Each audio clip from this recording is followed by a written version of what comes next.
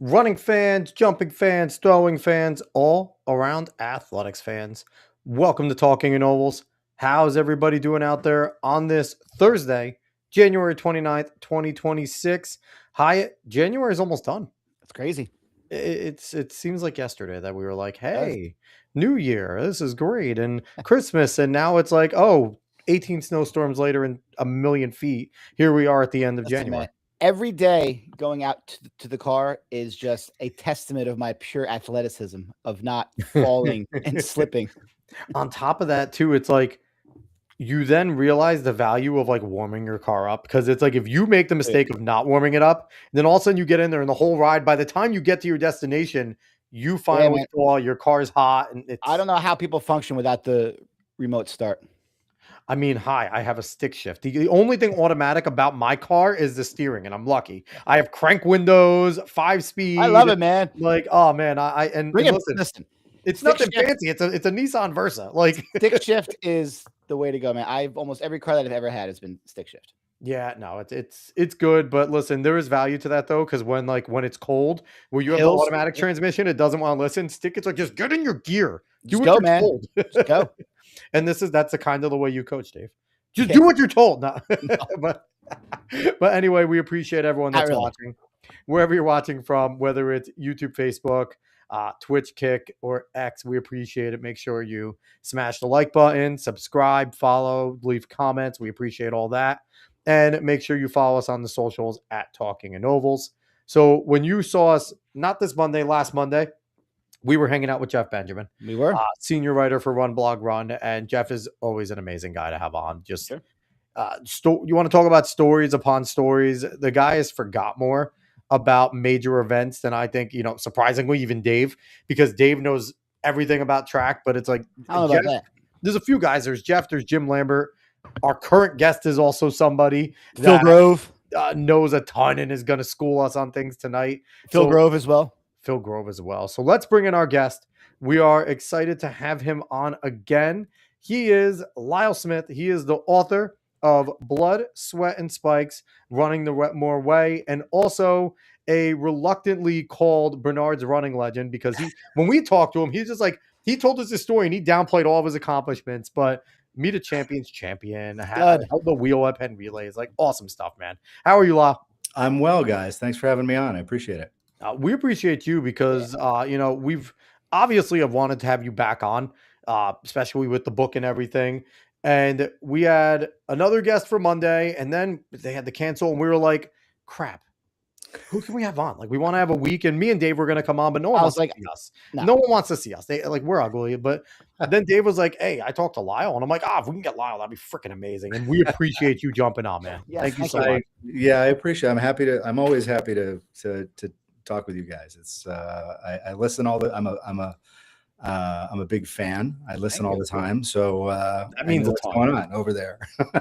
I mean, that means a lot. He's got to keep up with his Jersey roots. That's it. That's it. I got to keep up with what's going on Talking in Ovals Tower. There you go. And and I saw that you mentioned like a thank you for when I said that I really think that Blood, Sweat, and Spikes can become one of those books that, if you're a runner and you're a young runner, someone will hand you this book, right? Or tell you you should go read Running with the Buffaloes. You should go read Once a Runner. Yeah. I really think Blood, Sweat, and Spikes, especially from the Jersey core of distance runners, it's going to be, hey, this great school. Well, you don't know about this group of great guys. And it's funny. Like, I don't know how many people actually know that Wetmore coached in Bernard's. This generation only knows him from Colorado. Yeah, I run into people out here in Colorado all the time who they know Mark, they know his whole record at CU, but they have no idea he's from Jersey. They know it's really funny that he was winning Penn and doing all these amazing things. He had a whole other career. He had a whole different, whole lengthy, 18 plus years of a whole different state coaching in New Jersey, and what he created in Bernardsville. And there were a variety of people. There were a handful of people, some I could name, who all contributed to this. But he was sort of the point man on all of this. Sure. And the club he created, the Mine Mountain Road Department, the tradition that grew out of Ed Mather's program at Bernard's and continued on, was just extraordinary, I think. And you know, I ended up with, like this past summer, a bunch of the old guard came out to visit, and it was great. It was like, you know, I felt like a young kid again, because it's like those guys were all, you know, 8, 9 years ahead of me. And like now, you know, you have Brody Watt running at Millrose. Like they've had this nice resurgence as of late. That's really exciting. I was actually in touch with Dave Sostak last week to just congratulate him. I don't know him terribly well, but I know him a bit, and I reached out just to say, hey, congratulations to Brody. You know, just from another kid that ran the high school mile at Millrose, you know. But I mean, but that's also, it does mean something. And I don't think as alumni, sometimes we get, especially when we're alumni that have done things at our schools, that we do understand, like when Lyle Smith goes out of his way to talk to coach and be like, hey, I'm rooting for you. Like, kids, you know, especially distance runners, we're friggin' nerds. We want to know the history of our school. Like, we are all a bunch of nerds. We want to know the history. We want to know the great names at our school. Sure. I guarantee Brody was like, wait, Lyle Smith contacted you? Like, he got in touch. Like, he probably knows like the history and things. So it was probably a huge deal. He was like, do you think Lyle knows John Carlotti? That's a thing. That's a real thing. Yeah, but I mean, I remember, you know, when I was in high school, we would have the captain of the cross country team from the year before would always write a letter back. That's awesome. For the beginning of the season, and just kind of a, you know, remember what we learned, remember what's important, and we're all rooting for you. And that's culture. That is culture there. As part of the long red line is what we called it in those days. So it was, you know, I think there's something there that you don't get in every place. You know, sure. And I think that's nice. And I found it very important to me and our teams. So, you know, and that was good. And especially when we went in cross country, when you run as a team in an individual sport, in the relays, when you run as a team, as you know, you have to be great individuals. But you have to be all. We'll get to those. Ready? Well, you have to be ready to. You're foreshadowing here. Right. But you know, I think that's all important, and I think having that, the teams, like you look at the teams with the longest records, the CBAs, the Harrimans. Now Niwot's still kind of new, even in their history compared to some of these other programs. They really make an effort to have that continuity. Well, we had Sean on a few weeks ago, and Sean talked about just his approach is quite literally just letting the kids know that they love them, they care about them, and they want what's best for them. And you know, and it's a different approach than I think you would imagine from some of these major programs. But I think a lot of them are going that way, where the kids feel the pressure themselves. The coaches don't have to add it. So letting the kids know, like, hey, you're more than the number on the friggin' stopwatch to me. Like, I think that means something, because then the kid can go out and not be afraid to fail. When you're not afraid to fail is when you truly succeed. Like, I think that's the biggest thing in sports and in life. Right. And I think, you know, like what you're doing here is part of that. And you're telling those stories that you don't hear all the time.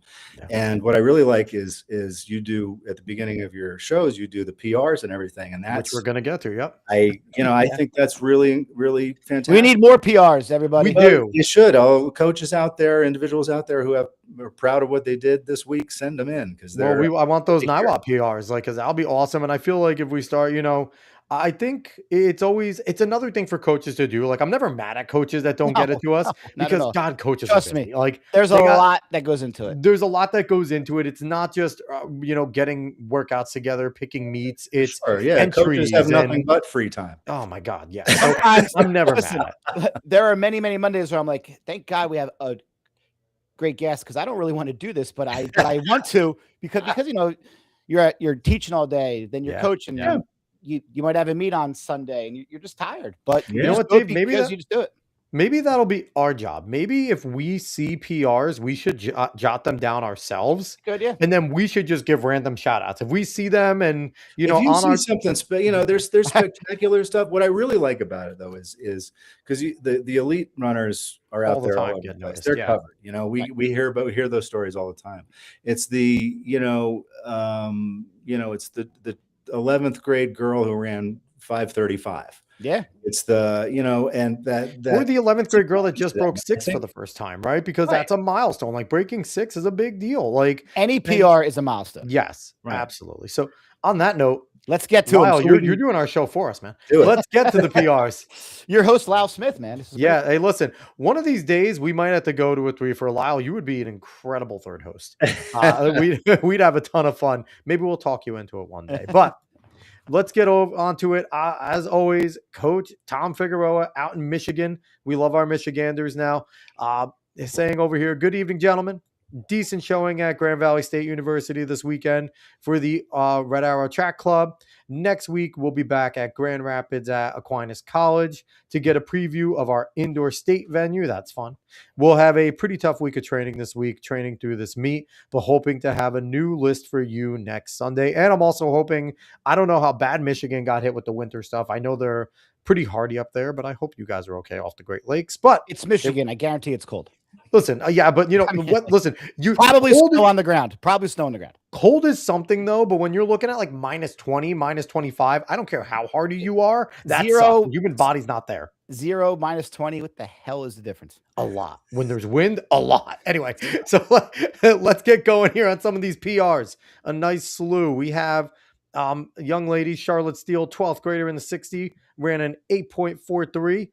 Another young lady, 11th grader, Lucy Cross in the 60, ran an 8.26. And then a gentleman, Aiden Palacios, I think I got that right, 12th grader, ran the 60 in an 8 flat there. So good job over the sprinters, getting over to mid-distance. We have a freshman young lady, Vittoria Pericetti, in the 800, ran a 2:39.72. And then we have a middle schooler, Taylor Schultz, 8th grader, ran a 2:26.29. And then for the gentleman, we have Matthew Laporte, a 10th grader in the 800, ran a 2:05.57. Let's jump into the mile. Alyssa Cassiano, 7th grader, ran a 5:31.23. Braden Shue, a 10th grader, ran a 4:57.25. And then we have a 9th grader, Caleb Shigoda, ran a 5:33.4. And then middle school, well, they consider middle school, primary school, 3rd grade, Blaine Klein in the 1600 at 5:43.38. They're great. Jesus Christmas. And then Charlotte Steele rounding us out, 12th grader in the 60-meter hurdles, running on 9:91. Right. So, I mean, what are some of you guys eating in Michigan? Like that, these are some awesome times. I got a couple. I want to apologize to anybody on my team that I forget, but we just had our Monmouth County meet, and we had Gwen O'Connor, 2nd place, ran 7.45 in the 55. Nice. Brenna Gordon PR'd in 61. Rose Healy PR'd in a mile at 5:34. Donovan Roll had a big PR. He ran 5:04 in the 16. Luke Pierce ran 2:26. Ace Etienne back in his first time ever on the hurdles indoors, 2nd in the county in the hurdles, and then 3rd in the counties in the 55. And our boys tied for 4th in all of Monmouth County. Great job, everyone. So proud of you. It's awesome to go to battle with you guys every single day.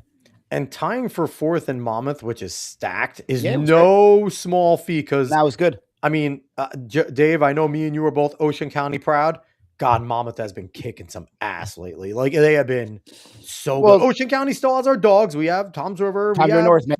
Tom's River North. And listen, we have dogs over there. We have some great individuals. But as a whole, I hate to say it, Monmouth has been power. It's just a larger county. You know, there's a lot more That's teams. Not an excuse. We used to kick Monmouth's ass all the time. When you have someone, you know, like CBA, it just brings up everybody. You know, you got CBA, you have Nalip, you have all these great. Yeah, programs. Listen, all I know is we're all the short conference, and the short conference is still the best conference in the state, and I will go to war with that. Anyway, Lyle, you have any comments on any of those PRs? Nothing in particular. I saw Charlotte Steele was mentioned there twice in the hurdles and the dash, which was there. You go. Cool. Yeah, that's awesome. But I think, you know, that's just celebrating PRs it's important. You know, whatever level you are, whatever year you are, you know, we're always looking for improvement. We're always, you know, that's what we're here for. We're here to you know, support these kids through, you know, their development, which I think is. And like we say, we want them from all speeds. Like, obviously, we saw some great times there, you know, but we also saw some times that are great for them. And track is such an individual sport. It doesn't matter how fast or slow you go. I've always said that if everyone is going 100% in that race, that pain's the same. And that's why even at the end of the line, that person that finishes last, if the person that finished the first in the heat's there, they'll still give each other a high five and say, great race. Like, because you all know the pain, you all share the pain. And it's a different sport in that sense where it's very similar in so many ways. And you know how important it is to, we've all been through it, you know, so we know how important it is just to be a part of that program, to be a part of that team. Yeah. Huge. I remember because you know, some of these teams, you hear it out here about Niwot sometimes, and you hear it, we used to hear it at Bernard's, that, you know, oh, Mark Wetmore's a great coach, but he only cares about the elite runners. He only cares about the stars, which I did not find to be even remotely true. I remember there was this one kid, I think I was a senior. He had come in as a freshman, and he had a pretty severe Tourette's syndrome. Yeah. So he was, and to the point where we had a small school, right? On 600 kids in the school. We had a school assembly where the principal came out and said, we're going to have a new kid coming into school. This is what you can expect. If nobody's ever heard of Tourette's syndrome, this is what it is. You know, don't make a big deal about it. This is just, you know, and so everybody welcomed this kid in, and he came out for track in the spring. That's awesome. He became a distance runner. And, you know, he ran, you know, at sort of a, you know, middle-ish level, I guess, but he loved it, and he was part of the team, and Mark would shout for him as much as anybody else on the team, and give him workouts and the whole bit. And it was just like, so this idea of, this is why I like you guys sharing the PRs. It's like everybody, whatever level you are, you get to celebrate yourself a little bit. Yep. And on top of that, Coach Figueroa has gone out of his way to tell us in DMs and stuff that the kids love it. And I know Coach Figueroa is as happy to share it. And again, that's extra work for Coach. He has to go and get that chart, put it all up, make sure. But he just is so happy, and he shares that segment with the kids, and they listen to me butchering all their names. But they are, you know, they're just happy to be getting that shout out. And I think and I told Dave, I would be pumped if one day we came on the show and said, hey, we're not going to do the PRs today. I'm going to do a special episode tomorrow because we have so many. Like, I have 35 minutes of PRs, and I want that. I would love that. That's why Alex does it, because I can't pronounce any. I was going to say you do all right, but you do better with, you know, being a Jersey guy, you do better with the Italian names.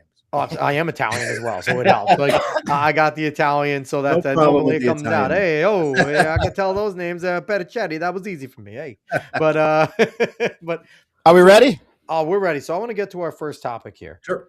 So Garden State Track Club over on Instagram, which is a running club over in New Jersey, obviously Garden State, shared this yesterday, and it got a stir. You see it has 309 likes, 33 comments. There's a lot going on with this post, and it was brought to our attention, and Dave and I thought it would be good to talk this. And I think, Lyle, you're the perfect guest to talk about it with us. So let me make this bigger if I can. Boom. Okay. So this is what they say, because they give their reasonings. It says here, relay season is finally over. Should New Jersey end it for good? So we'll go over the points that are written in this, and then we can kind of talk about them. So here's what they say. As we shovel out of snow and move out of relay season here in New Jersey, it's worth asking a hard question. Should county and state relay meets continue in New Jersey? The positives are relay meets can be fun, lower pressure environments that build team camaraderie and heated rivalries, and nothing is better than post-relay squad picture. That said, here are 10 reasons why it may be time to move on from those relay meets. And, you know, I'm not going to talk about the positives because they were, as you read this, you will realize those positives were quite literally just throw-ins. I don't even know if they were meant, to be quite honest. So, because the whole purpose of this post was to crap on relays. So we'll go point by point and we'll see what we have to say here. So point number one, other top states don't do it.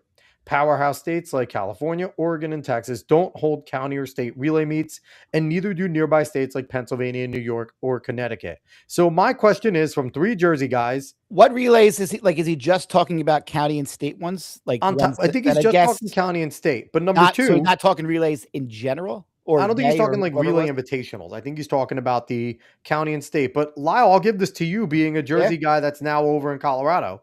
Since when has a Jersey person ever cared about what anybody else does? It's true. It's true. The relays are close to my heart. I have Me to too. say. Me too. And I'll start this with something I did when I was working on the book. I started gathering some data, gathering some old results, right? Yep. And because I was trying to figure out, who in the history of Bernard's had the most state championships as an individual. Yeah. And so I was trying to go through the lists and see what I could figure out. And I got a pretty inclusive list of everything.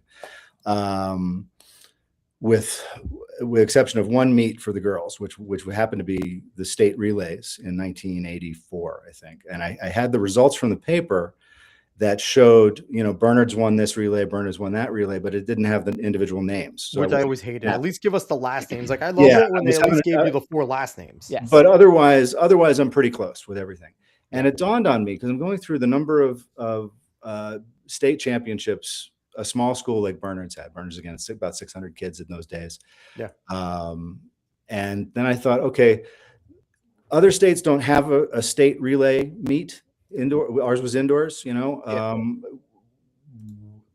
should that make a difference? Does it count as a real state championship? Sure. I don't know. And I'm like, you know what? It's called the state championship. Absolutely. Everybody brings a team. And then I realized some of the names on these relay championships were names that legends.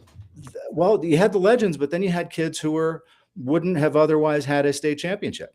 Right. And they were maybe members of that XC squad that now excelled a little more in the mid distance. So they made that varsity 4x8 because they were running a 2 flat and the other guys were running 150 something and they were good enough to keep them in. And they earned that right to be there. And some of the girls were like, they had maybe the anchor girl on the sprint medley came out of the cross country team and really sort of, I don't want to say carried the team but maybe carried the team. But then you had these 3 other girls on the same team who ran 200s and a 400. And they won a state championship because you had a real strong anchor leg too. And no matter how you slice it, everybody has to run on the day. Right. And real quick, I always thought the sprint med was cool because that was kind of the marriage between the sprinters and the distance runners there in high school, because now you have these distance kids and they're usually pretty separate, but now you usually have like your best middle distance runner jumping down to go and join up with 3 of your best sprinters. And when they do something special together, that is a whole squad experience. I love when the sprint med's going on. It's very different. SMR is a great event. Absolutely. And here's my other comment to that first thing right there, saying how other states don't have this, right? And I don't know how it is in Colorado, but my response to that is a lot of other states don't have a meet of champions. Does that mean we shouldn't do a mock? That's another one. Should we not do the meet of champions because other states don't do it? Like, I think holding it to our standard for other states is a dumb thing. That's not. No, I think that's absolutely right. And you've had Robbie Andrews on, and I've talked to him out here, and he says the same thing. I was standing at an event last year. Andy Martin, who absolute legend. Yep. Andy's amazing. Was there, and he invited me to the event, and Aiden was with me, and we met Robbie Andrews. I'd never met him before. We're standing around, and Andy introduced me as, there's three meet of champions right here, meet of champions right here. Yep. And we talked about it a little bit. And it was funny because he really kind of holds on to that as a real badge of honor, even with all the other great accomplishments he's had. All Jersey people do. All Jersey people do. If you win a mock championship, you puff your chest out, because a lot of other states don't have that unified state champion. Yep. They stop at our group level, so they have like 4 or 5 state champions, where we're like, no, we figure it out in Jersey. Like, you don't just stop at the group. Right. And you had Jeff Benjamin on, and he was talking about the Island Championship, right? Yeah, which is cool. Island has that same kind of thing where you put all the schools together, and I think that's great. But the problem is not that Jersey has this and the other states don't. The problem is the other states don't. Right. Yeah. The other states should have these things. Sure. So I think they're important. So there's a bunch of bullets. So for the sake of time, let's go to the next one. They're mandatory. Whether a relay fits a team's needs or not, schools are required to attend them. As budgets shrink, is this the best way for teams to spend their money? So Dave, as a coach, are you required to bring your team to county and state relays? No, I'm not required to anything. I mean, we usually go. Right there. So I mean, like, we go, but like we're not required where we have to fill every relay. Like we can just go and run one relay if we want. Like I think we ran like 2 or 3 relays at our Canada relays and our state relays. Like we don't have to go if we don't want to. Right. And you'll see that, you know, in Dave's situation or another smaller school situation. And I think Bernard's did this, where you pick your best group and you go and try and make pens, or you go and try and make, so it's like our whole team's not going, but our 4 best with an alternate, or we'll go run 2 races. Like, then we'll pick and choose where, yes, some of your deeper teams are going to win that meet, but you have your other teams that are like, okay. And then for the county ones, that lets some of your middling kids go and compete at a varsity level. Right. And it's another chance for them to earn a varsity letter because they're trying to run enough meets to get one. It's great experience, no matter how you slice it. And, you know, a lot of times, you know, these teams are looking not just for Penn, but for Millrose. Sure. There aren't as many of those meets as there used to be, but you used to have to not qualify, but you'd have to run fast enough to get an invitation. Sure. And they do it differently these days, I think, but it's, you know, but I think there's value to these events. 100%. Not to mention, you know, I think in America anyway, relays, especially leading into Penn, are, you know, Penn, Drake, Mount Sac, right? Yeah, they're all the big relay meets, and they're the most fun events to go to as a fan. Oh, now listen, is it easy as a coach of a smaller school to always figure it out? No.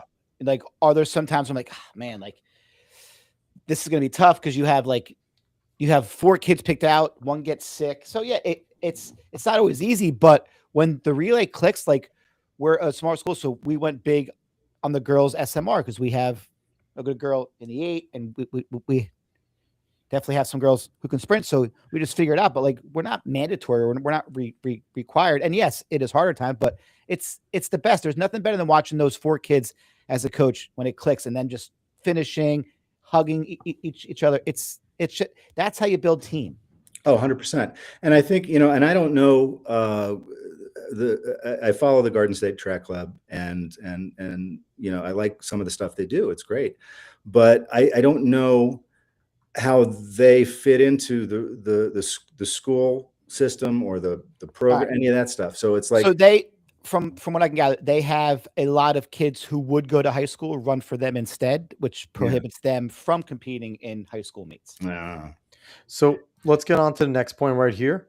Relay times don't count. College coaches don't record off relay splits, and splits don't show up on mile splits. So my answer to that is, if you have a race filmed where you track somebody down and you show race strategy and you can see that, college coaches love to see dogs. Okay. They want to see a dog. And if you're about 5 to 10 meters behind and there's a good kid, like if there's another state competitive kid right there and you chase them down, college coaches look at that. They want to see that you're competitive. Go to Ocean. Go ahead. I'm sorry. Like you go to Ocean Breeze, right? Or any of these bigger places. They have every single split of every single kid. College coaches can see. They don't care if you run 155 on the second leg. It's 155, and they have it now.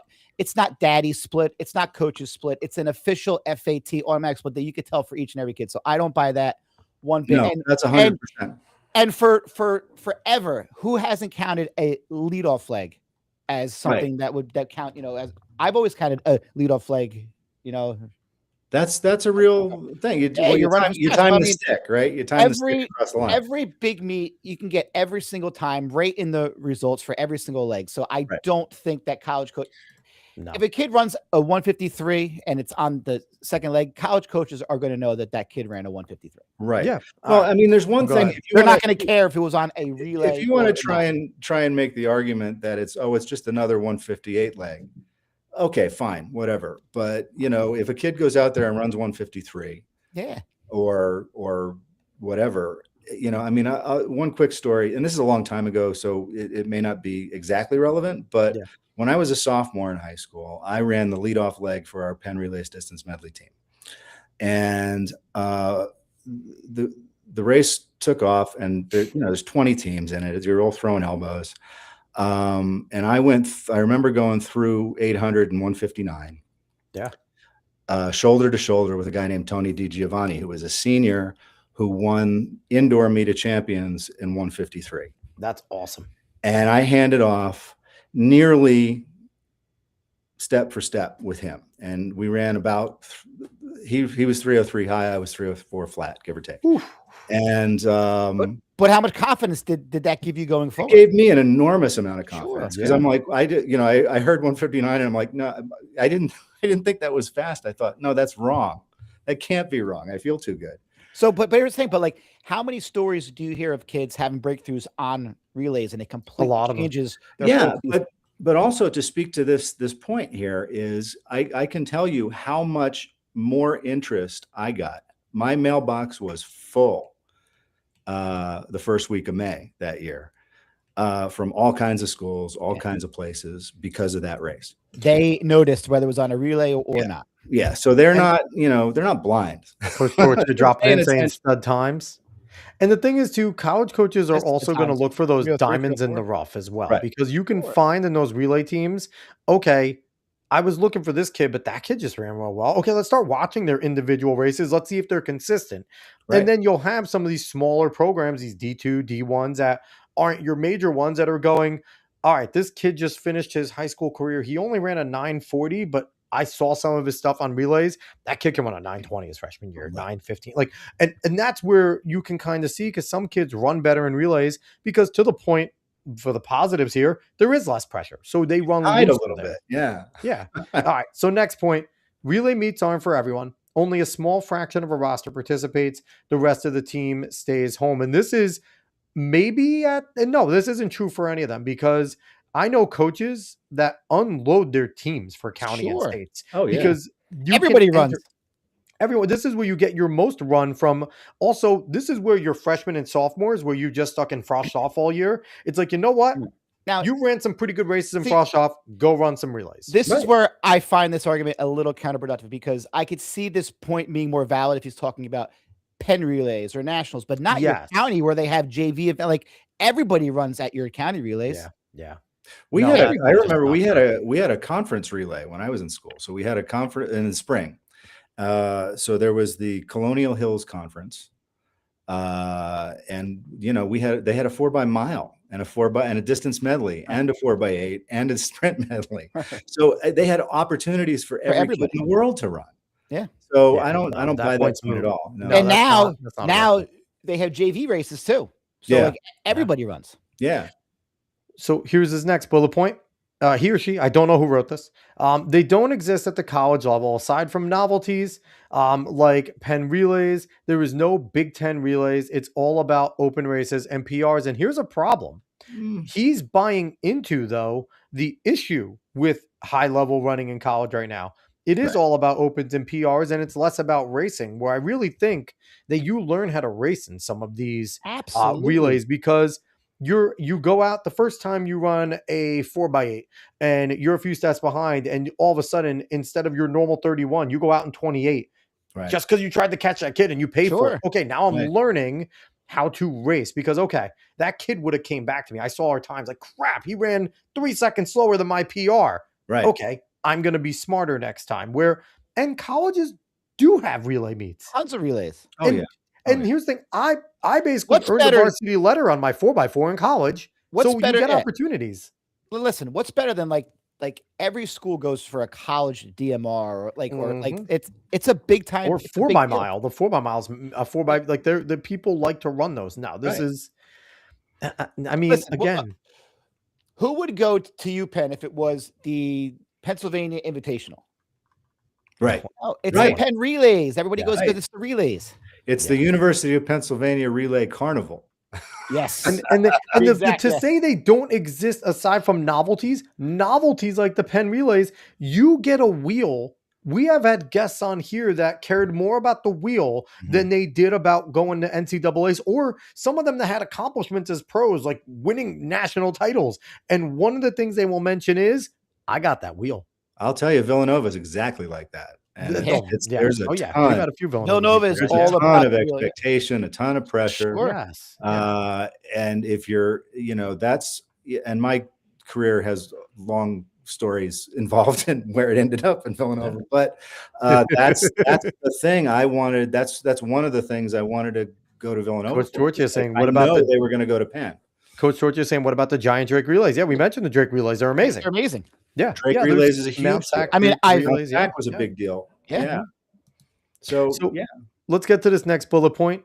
The disadvantaged smaller schools, larger programs can easily fill relay cards. Smaller ones often cannot. Now, disadvantage is a weird way to put it because it's the same for an individual meet. Like you have more kids, you have more kids. Describing every meet, yeah. Like that has nothing to do whether it's a relay or not. Yeah, does it make it harder at times trying to fill spots? Sure, but again, you don't have to fill spots. You're not required to enter a team in every relay. And Dave, you've often talked about how as we move up in states in Jersey, the group champion maybe isn't really the champion. They just have a few individuals that can go win a bunch of races. So it's like you're not getting that whole team winning. You're getting 2 or 3 individuals that can win 2 or 3 races, and they're so limited in terms of teams that can win.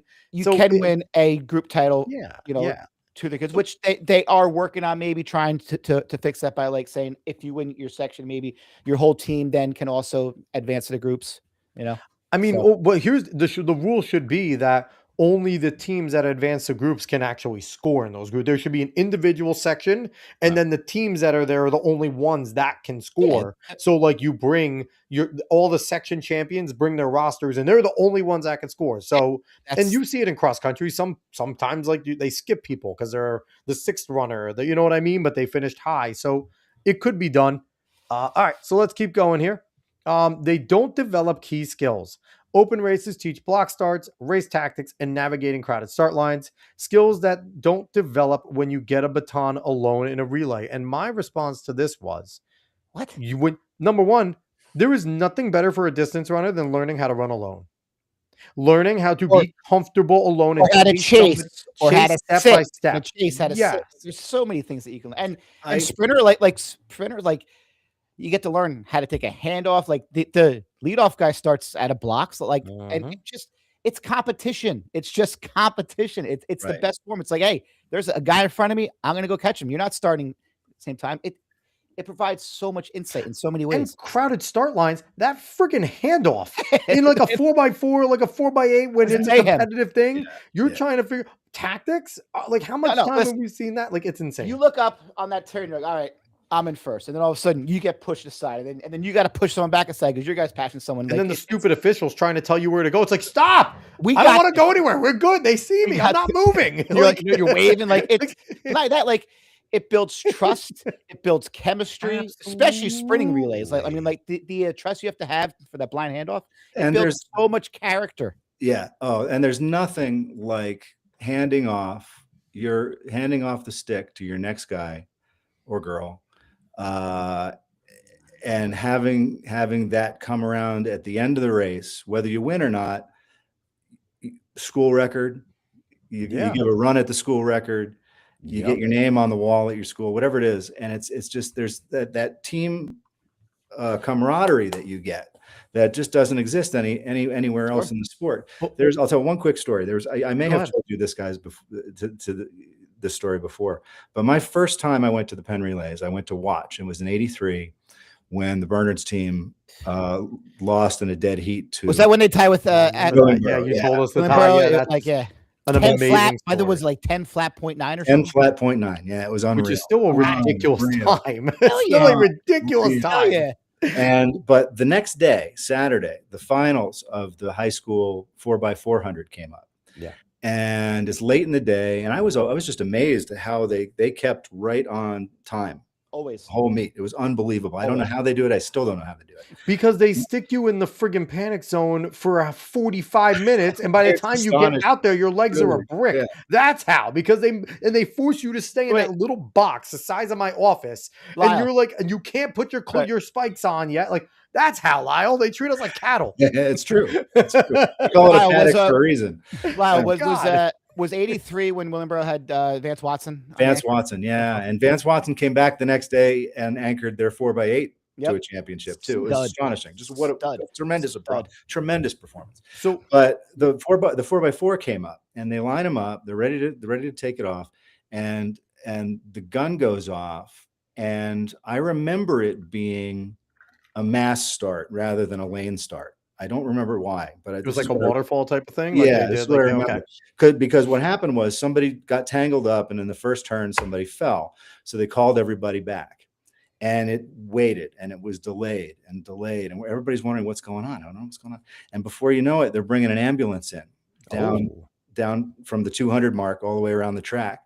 A coach from, I believe it was St. Elizabeth's in Jamaica, came to us, the green uniforms. Yes. And they came down. St. Iago, maybe St. Iago, but anyway, Iago, I think, yeah. But they came down. The coach came down and saw, and the kid had fallen on the rail. Oh, and we found out later the kid fractured his femur. That is the hardest bone to break. Oh no! Ouch! And so and this is when they went off schedule for this. So all of a sudden, the coach. I'm surprised. Actually, I'm surprised they didn't just drag the kid off. I was like, "Get on the line, let's go." Well, it's almost what happened. So the guy, the coach is there. He looks at him, and you can see him. He just shakes his head like this kid's not going to run.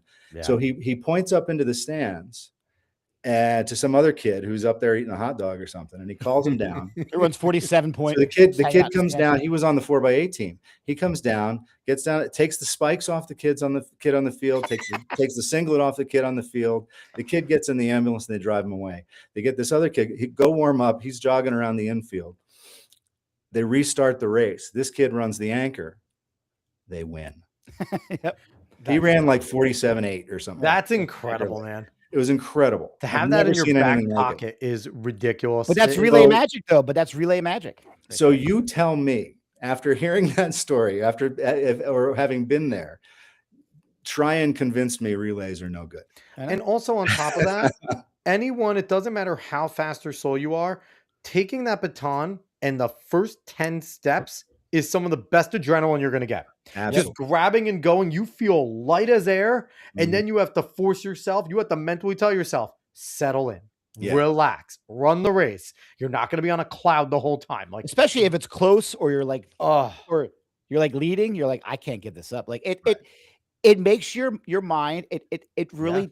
You learn a lot about yourself in a relay. You learn a lot of 100%. So I'm going to skip ahead. They say there are plenty of. I'm skipping ahead, Alex, to this other one that says there are plenty of optional relay meets. Blah blah. I would say the reverse. There are plenty of individual meets. Sure. You're not going to get the relay experience anywhere else, really. But on top of that, like he's saying, okay, there are plenty of optional, and it's a part of the state tournament, so there are myriad chances to show off a star quartet. But again, what do you want it to become then? Like is he basically calling for another style of like pen relays or something in order to qualify? Because you need to have a qualifying time to get into states. You can't just go and shove them in. You have to have something. So star quartet is an interesting phrase too to me, because I'm like, I ran on relays. We did pretty well. We won in high school. We won 2 pen relays championships. We won God knows how many other races along the way. Yeah, that's pretty good. And we didn't run with the same team hardly ever. Right. You want to mix it up. Swap guys out all the time. So the idea of a star quartet is kind of random to me. Well, on top of that, especially with you guys, because you guys had a good amount of depth too, it would be like, okay, Lyle, you go run an open because we want to move your legs, or go run a different relay because we want to move your legs differently. Like, you're not going to run a mile today. We're going to have you go run a 4x4. We want you to move quick. And I'm expecting you to go run sub 52, 51, 50. Like, you have those expectations and you use those different things. That star quartet, like Dave said, especially for small schools, it's got to be a miracle to get them to come together healthy at the same time. Like, 100%. And I was at Manchester and we had a good tradition, but we didn't have a great group for relays. We had some fast kids, but my freshman year was probably our best chance. And I was a part of our DMR for that. And we had a pretty good DMR, but when you're in those smaller schools, those opportunities are few and far in between. Like, even with the great culture, but it's fun. It's fun for the kids. Like, that's to me, that's the thing. Like, we're losing sight of, like, it's fun. Kids enjoy it. Like, kids enjoy it. Kids enjoy working together. They love to throw this concept of like growing the game, grow the sport right out there. This is what grows the sport. These are the types of things that grow the sport. More participation, more excitement, more fun. That's what grows the sport. Letting fans go run a 4x1 would be amazing. Like do a fan 4x1. Let them go and get around the track with a baton. Like fans would love it because they're not going to ask them to go run a 400. They might all die, but do a 4x1. One of the most watched events every year is the Weight Man 4x1. You're gonna say it the PC way. It's fat guy 4x1. Guy 4x1. Okay, it's the fat. Even our weight guys would be like, "Hey, we're gonna go run the 4x-fat. Let's go." Listen, they would call it 4x-fat. But they love it. Like it's like their favorite meet of the year. We used to call it the Glacier Mile Relay. Ours was at the Rebels. I think the Rebel Relays. Rebel Relay still has it. Yep. And we had a ringer because one of our. He was a javelin guy and a discus guy. Mm-hmm. He was also one of our best 100-meter runners. So he would always go. We would intentionally not enter him in the 4x1 just so he could go run the 4x-fat. And he was such a ringer. It was awesome. But this whole little side conversation is the point. Like, would you be talking about that kid Alex if he wasn't for that relay? No. That's the point. We're going to go. Some of my best memories are relay memories. So we're going to go up to the bullet because, Lyle's skipping here. I skipped him. Sorry. Kids rarely PR. Relays are often done for place, not time. And county state relay races often string out quickly. So my answer to that is, number one, you just mooted your other point where you said the colleges don't look at it. So why do we care if they're PRing, number one? Yeah. Number two, they're learning how to race. Right. And they're learning how to chase. They're learning how to be chased. Right. There is a lot you get out of that. So again, not only did you contradict your other point, it's also not making everything about PRs is everything that's wrong with our sport right now. And listen, correct. A lot of kids PR in relays. Of course they do. They do. Flying start, because they don't get another opportunity. Do you know how many kids are less anxious for a relay than they are for an individual race? Like they're more ready to run because they feel that support from their teammates. Like, all right, they got me, I got them. Whereas they're not on this island all by themselves. Especially young kids, man. Like it's huge. It's crucial. So we're going to bring in one of the most storied coaches in the history of the game. He's been commenting, but here he is, Kyle Torchia. If you use the relays right, you can get young runners in the mix and teach them how to compete at a higher level. And this is from somebody who is one of the nation's best programs.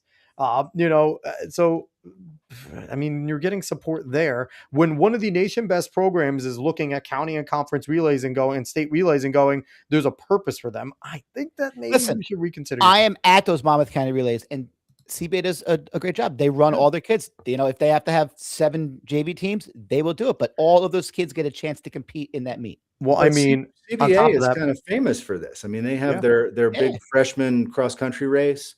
They want to get these kids involved. Yeah. And, we have all these, speculative stories about, what CBA does and recruiting and all that kind of crap, which has no basis in reality. But the truth of the matter is they get their kids out to run, and that's great. That's great program. Awesome. I remember, and I coming from a tiny school, it's hard, it's different. It was different for us, but we had my senior year in high school, we took a team down to the Colonial Relays at William & Mary. Yep. And that was tuning up for Penn. We already had our qualifying time for Penn, but we were trying to figure out who was going to run what leg, and because we had a bunch of 800 guys. Yeah. So we entered 2 teams. We entered 2 DMs, and then we entered a 4x8 the next day. And we went and we ran our regular 800 guy ran the anchor of the A team. I ran the anchor of the B team. And we went 1-2 in 10:21 and 10:22. That's awesome. Like that. And we still had to figure out who was going to run what leg in a couple of weeks. To have 8 different guys to choose from and you're both running sub 10:25, that's actually ridiculous in high school, okay? Yeah. That is depth, man. And then we came back and ran 7:48 and then 4x8 the next day. Jesus Christ. Especially back in the 80s, man. Yeah, so that was it. We were still trying to figure out who was going to run what leg, and it really, I don't know if it really helps. So the last point that they have here, they're often about points, not people. Lineups are often designed to maximize team scoring, placing heavy physical and mental loads on top of athletes instead of prioritizing their individual development. It spits in the face of everything we experience and we've talked about here, where we have been saying there is less pressure. Now, Lyle, you came from a program that was sitting there and your main goals were to go and raise that wheel. There was a lot of pressure on you for the relays, but like you've been saying, you were also probably the most loose. that you were because you were with your brothers competing. There was less pressure because you knew if I made a mistake, they were going to pick it up. Like I could be like, I want to be my best, but we all are going to be our best. Like we all want to be our best together, you know. Yeah. I don't want to let anybody down, and that, you know, there's all that, and honestly, the top athletes are always going to have the pressure. But that's part of being a top athlete is learning how to deal with that. Yes. What meet are you not trying to get points for your team? Right. Like the occasional invitational, and that's right. I mean, maybe like if you're in like a big meet, but isn't the goal to win and to amass as many points as possible? Like, isn't that the objective? I feel like Invite should start holding team championships too. More of them should have team championships, because that would also pressure the teams that they come there to have some fun. They should, every Invite should award a team champion. I really feel like they should, even if it's not that type of meet. Most I mean, minus you know, your like showcase meets. Yeah, they don't, and they shouldn't. But like most meets have a team title. All right, so let's close out with what they say here in the last part. Tradition matters, but so do the athletes comprising high school track teams. If the goal is to serve the most kids in the best way possible, it may be time to rethink relay season in New Jersey. And my response to that is, a track club would have this opinion because you're not doing relays in track clubs for the most part. You're doing individual races, and that's all you care about, and that's fine. But at the same time, this kind of disqualifies you from having an opinion on high school athletics. You're not in it. Right. You don't do them. So of course you're going to not want to have relays. You can't enter your kids. So it's like, I get it. But at the same time, it's like, I just want to point out, but this is getting a lot of play. People are talking about it. And if you really take back and look at each one of these points, this was a whole lot of words that have a whole little bit of meaning. No, I think you're right. And I think they're missing an opportunity if they really think like this, like as a club.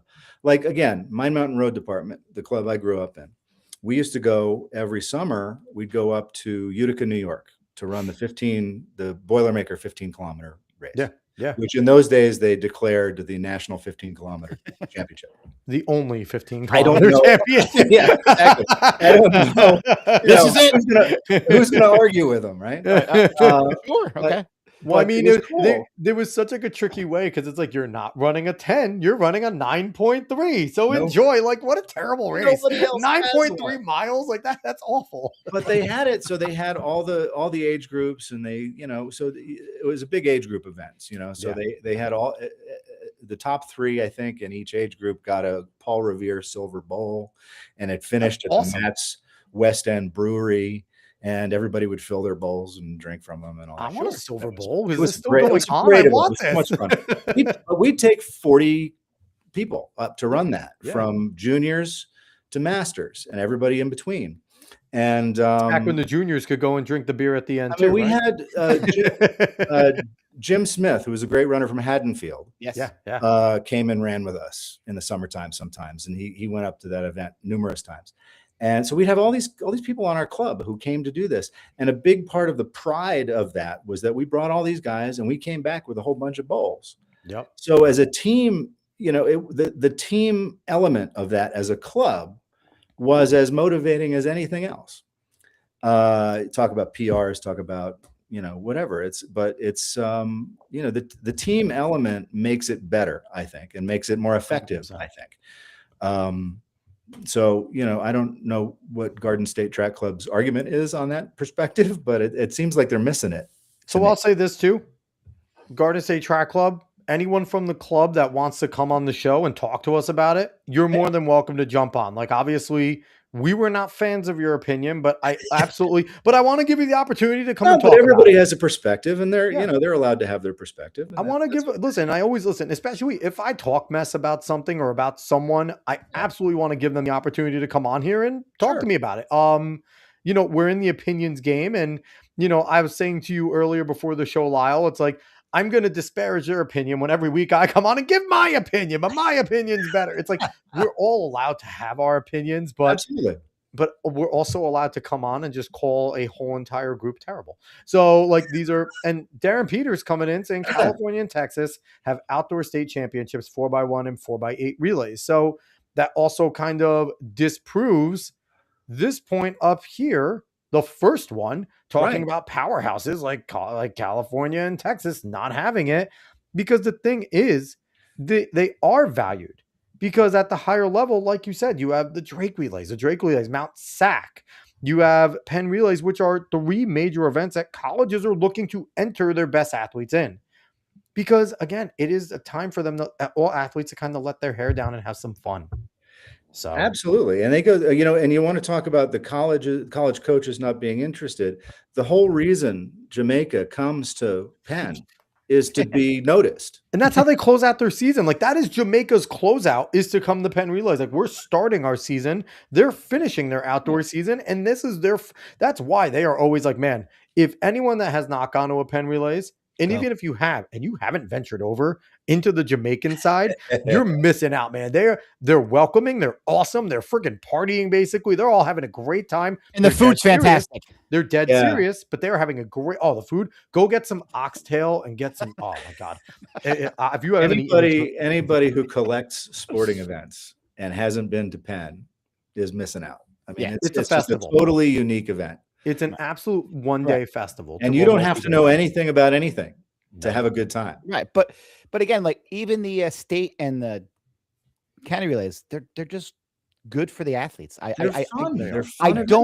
just don't get the reason for the post. I don't understand it. Like it doesn't make sense to me. Like, why are we trying to attack something that brings teams together, that brings kids together? It makes me think of Rolling Stone used to do a list of the top 100 rock and roll songs of all time every year. And they'd throw in things in the top 10 list that were like, are you kidding me? And it was just to be controversial. Right. But no, if the B-52s weren't in the top 10 every single year, then it was a farce. Rock Lobster deserves to be top 10 at all times. It's funny. I brought up the B-52 today. I started singing it in the office where I work at, and all of them are like, "Seriously, now a song is in our head," and they're all starting there. That one doesn't go away. It's so good. Listen, the B-52s are one of the most underrated groups of all time. They're amazing. They have banger upon banger. Not just. I just want everyone to know that is the opinion of Alex Cuesta and not of myself. Well, this is also Dave, where Dave is like, "Do B-52s have a mosh pit? I don't want to go," and it's like he's gonna be moshing at 65. That's it, man. Go to a show, man. Gotta have some fun. Hey, I like metal and hard rock and everything too, and punk. So I'm a little bit of everything. Give me punk all the way, and I'm good. Give me it all. Give it all into my veins. All right. Anyway, so let's go on to a new topic here. Yeah, I mean, listen, I obviously we don't really agree with that post. I don't really understand the point of it. Like what was trying to, like, is it just to entail this sort of debate? I don't know. Dave, you jumped out for a second. I invited anyone from Garden State that wants to come on the show.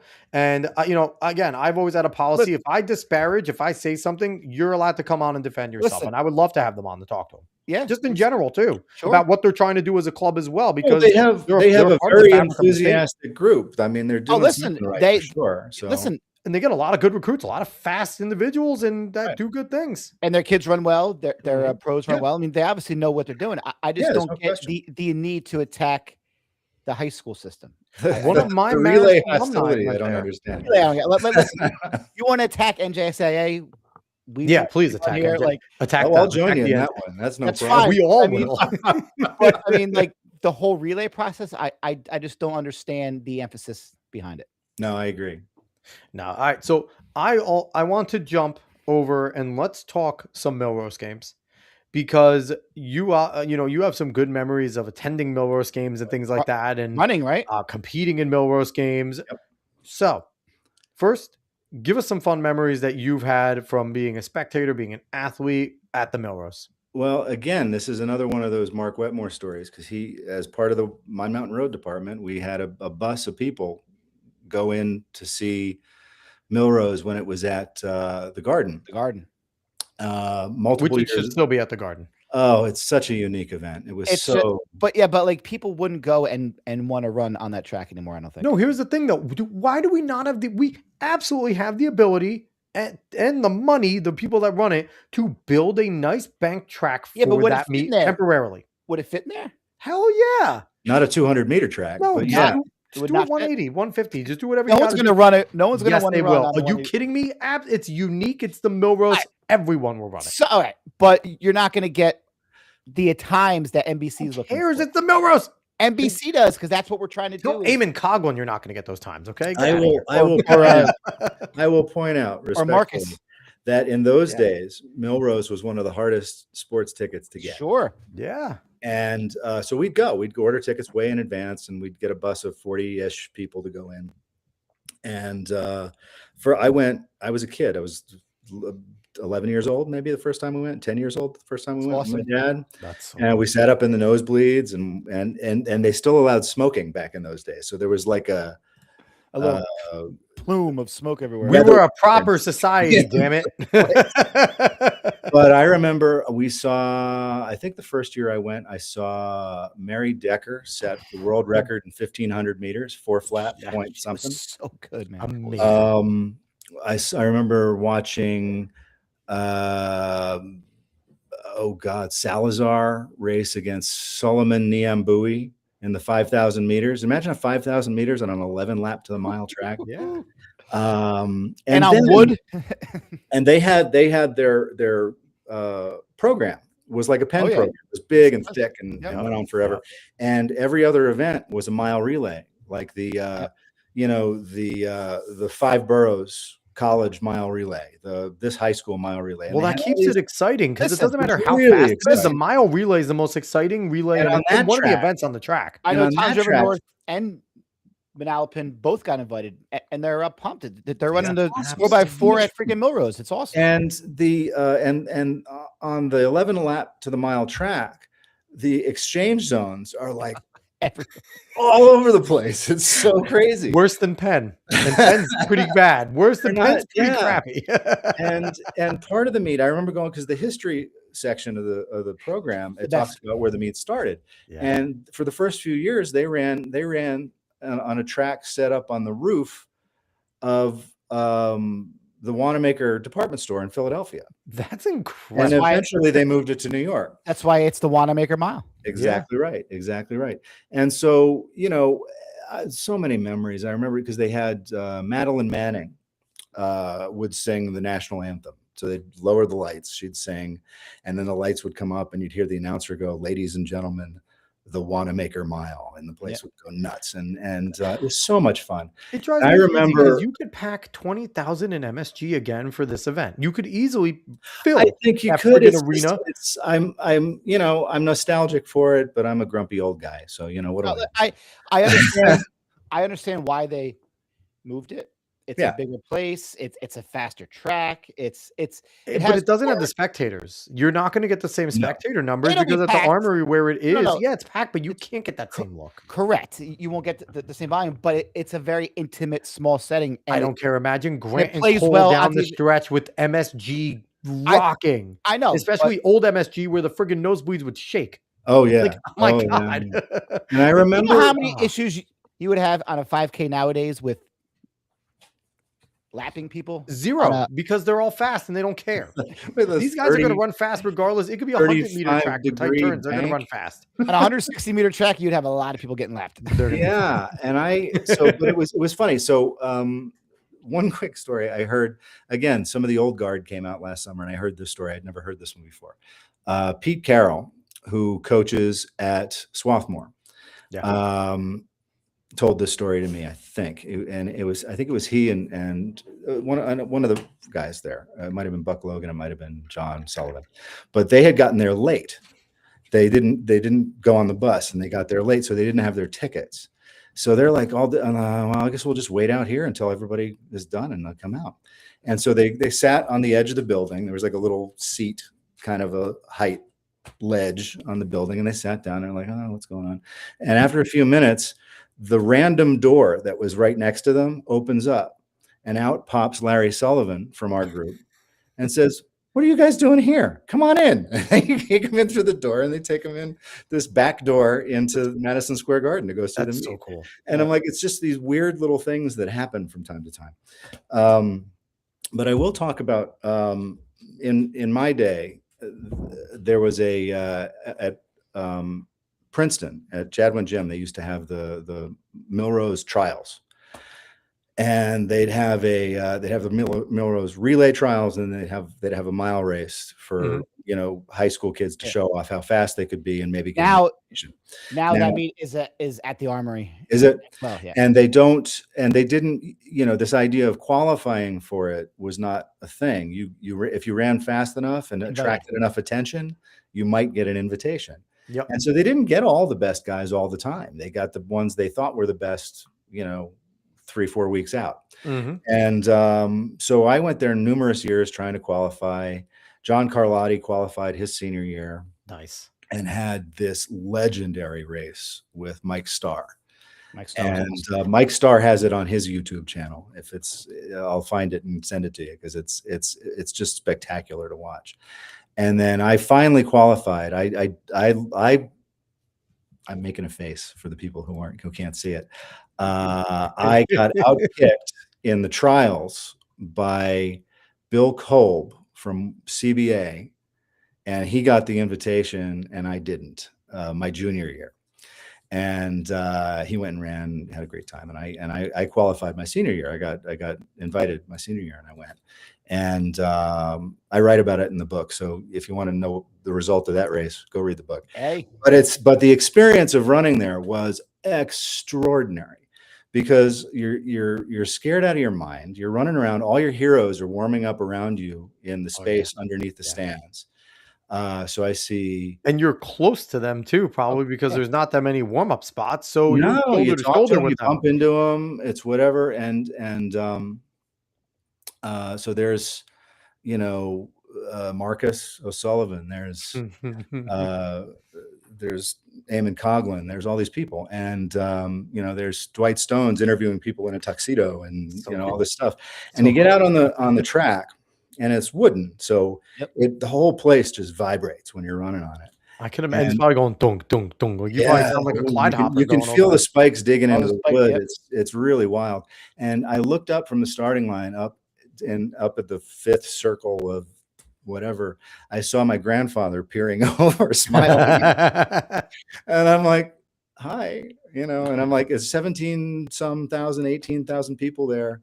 And you're scared out of your mind, because high school kids don't run in front of that kind of crowd, at least not in those days. Now they do, and it's cool. Other than Penn, and that was the only other time you ran in front of that kind of crowd. So I ran the race, and John Troutman was in the race, and this kid from Canada won it. But after the race, we're wandering around, we're watching the race, and I'm able to kind of lean on the bank of the track and just watch the races as they go by. And I was wearing this really I thought they were really cool striped tights for warm-ups. And this woman comes over to me on the edge of the track, and she's trying to talk to me. She was speaking a language I didn't understand. And I later realized it was Romanian, and she wanted my tights. You want to trade? And she gave me a pair of brand new Adidas tights from the Romanian team. That's amazing. I just stripped off these tights I had on and gave them to her. Yeah, that's cool. And it was Doina Malinte. Oh, wow. Really? Olympic gold medalist. That's freaking awesome. And she wanted your tights. Your tights were cool. She wanted your high school tights. Yeah, and that's it. And that's the kind of thing, it's the kind of experience you don't get just anywhere. You didn't do the jersey trade. You did the tights trade. Maybe that needs to be a new thing for runners. They all just trade their tights. Just hope they're wearing something underneath. So that could get dangerous quick. So I want to get to this. So we talked with Jeff about some of the entries, but the entries are official now for Millrose. All right. So I want to talk to you and get your perspective, Lyle, because Dave and I kind of talked about it with Jeff. So I want to talk. Oh, Carl Torture coming back in, saying in the 90s they had the trials at Seton Hall. Yes, they did. That was a fun track. I remember that. Yeah, that was an underrated track, man. We used to go there every year. That's where we would qualify for a pen at the fast time relays almost every single year. That was an underrated track. All right, so Lyle, spikes, they didn't care. It was great. First up, what's probably going to be the event of the whole meet, because look at the names here: Drew Hunter, Josh Kerr, Ben Allen, Graham Blanks, Cooper Tier, Ethan Strand, Parker Wolf, Jordy Beamish, Kai Robinson, Jake Whiteman, Grant Fisher, Cole Hawker, Hapton Samuel, Edwin Kurgat. God, who's who? Who do you got in this one? Yeah, they've been playing this up what creating this race. And the one thing I have to say is, in the past, before these last 3, 4 years, 5 years, they've played up these races and we've often been disappointed. Now you see Cole, you see Grant, you see Josh Kerr. You're like, you know that they're all going for it. Yeah, I don't see this these guys don't mess around. They're gonna have pacers. It's gonna be. They don't mess around. So who do you got? I can see a 2-mile record going down. I think of this in a funny way. I think Ray Flynn is doing a heck of a job putting these meets together. Yeah, I tell you. That's a guy I was a fan of his for a long time, and I've never had the opportunity to meet him. But this is extraordinary what he's put together for this meet, and the 2-mile they're making such a big deal about, which is awesome. Which is cool, yes. And I'm not going to predict anything. Give us a winner. Come on, Lyle. Give us a winner. Except to say, everybody in this race has been so impressive. Ethan Strand has been so impressive. And but what's fun for me is Drew Hunter. Yes. I was watching him work out the other day. He works out over here at Niwot. Oh, that's awesome. And he was out there training at the same time the high school kids were out training. That's awesome. And I've met him. He's a super, super nice guy, and he looks like he's really putting something together. So I don't know if he's in shape enough to come off with a win here against guys like Grant Fisher and Cole Hawker, but I would really like to see him run a good one. So I'm going to be rooting for him. How much would that upset the American apple cart if Drew Hunter goes out and beats his field? Like, that would sit there. That would be just like when Donovan had his comeback and beat Bryce, right? He's got all the talent in the world, that guy. Oh, Drew has had all the talent in the world forever. And listen, he's been, considering he had a rocky start to his pro career, he's run some great times. How the past 2 years, Drew Hunter's become the pro we thought he could be early on. And I'm really happy for him, because oftentimes you see these guys, when they lose that sponsorship money, it's so friggin' hard to train. I don't know if he ever did, but it gets harder when you're not doing what your sponsor initially paid you to do. Sure. Right. Well, then it's all passion from there. He transferred over to ASICS this year. Okay. He's been running all kinds of different events. He ran the 10 at the Olympic trials a couple years ago. Yep. He ran the cross country, U.S. cross country championships this year. Mm-hmm. He's fit. He's fit as hell. So like I said, I don't know where he's going to be as far as the front of the pack goes, but I'm rooting for him for a good one, because he's great. Yeah. I'm going to put words in your mouth. You're saying that Drew Hunter is going to win. Okay. Lyle's prediction. I look at a guy like Jordy Beamish, just like what he did last year in that steeple. Like, he can finish, man. He can. He's unreal too. He's like, and he just runs like free. It seems like he's just out there having fun. Well, and you put these guys in the same race, and this is the old days again, where you had like Millrose, but you had Vitalis over in Jersey. You had Sunkist out in California. There's one in Chicago, and they're all wooden bank tracks. They're all the wooden bank tracks, and not every race was fun. Not every race was fast, but every race was a good race. Yeah. But that was back when they were on like free TV. Speaking of a good race, not to be outdone, this women's 3K. Doris Lemongole, Riley Chamberlain, Jane Hedengren. I got it right. See that, Dave? Hannah Nuttall, Nozomi Tanaka, Lexi Holiday Lowry, Sadie Sargent, Courtney Wayman, Lauren Ryan. Like, this is not a crew to mess with either. Like, I mean, I'm excited to see Doris and Jane go at it. Yeah, they're going to have battles for a long time. A runner on this list who's always in the mix but never gets picked is Tanaka. She's always up there, man. Tanaka's consistent. She's always consistent. So, Lyle, what are you seeing in this one? Might be short for her. I don't know. I haven't followed the women's fields as closely as the men's fields, which I probably should pay more attention to. But what Jane Hedengren has been doing has been just mind-boggling. So even in high school last year, it was crazy. Her and Doris have been going to war, so I'm excited to see her and Doris. We'll see. We'll see. Yeah. It's interesting. So let's jump in the men's Wanamaker, which is typically the highlight. There is one omission here. There is a late scratch. Yes. Hoey's out. Hoey is out. I think. I mean, they have it. I'm okay with it coming out. Just running the world record in a 142. First of all, how cool is that race? The fact that his brother paced him. Yeah. That's like, talk about a bucket list moment. To have your brother pace you to a world record at 142.6. That's incredible. So this is still a stacked field. Hell so yeah. Robert Farkin, Yared the Goose is always loose. Andrew Koskarin, Gary Martin, Ollie Hoare, Cam Myers, Hobbs Kessler, Nico Young, Festus Legat, Abe Alvarado. I'm excited to see what Nico runs because he's dropping down here. So I'm very excited to see how fast Nico runs and see if we can have a Grant Fisher moment from Nico where he goes down and he runs a fast mile. Now, Dave, you're saying you switched Hobbs over here. I said personally, I think Yared is going to come in and just show everyone he's the best miler in the United States. Yared is definitely becoming that next Eamon Coughlin. I think he's won this race like 3 or 4 years in a row. He's always runs well here. But watching Hobbs Kessler last week, I mean, take down Grant to break that world record. That was fun. I mean, he's confident, man. Finishing at 26, he's got a sweet new little mullet haircut going on. So, I mean, he's ready to go. He's ready. Lyle, who you got here? This is a great Dave group. stole my opinion almost word for word. Hobbs was so impressive last week. Would we be surprised if we see Gary Martin sneak in there, though? Like, would it surprise anybody if Gary goes in there? And I think it's going to be a race where they're going to run at 353, 350. But it's funny, you know, Yared trains out here too. But listen, and how about the guy who's run the fastest mile ever in the month of January?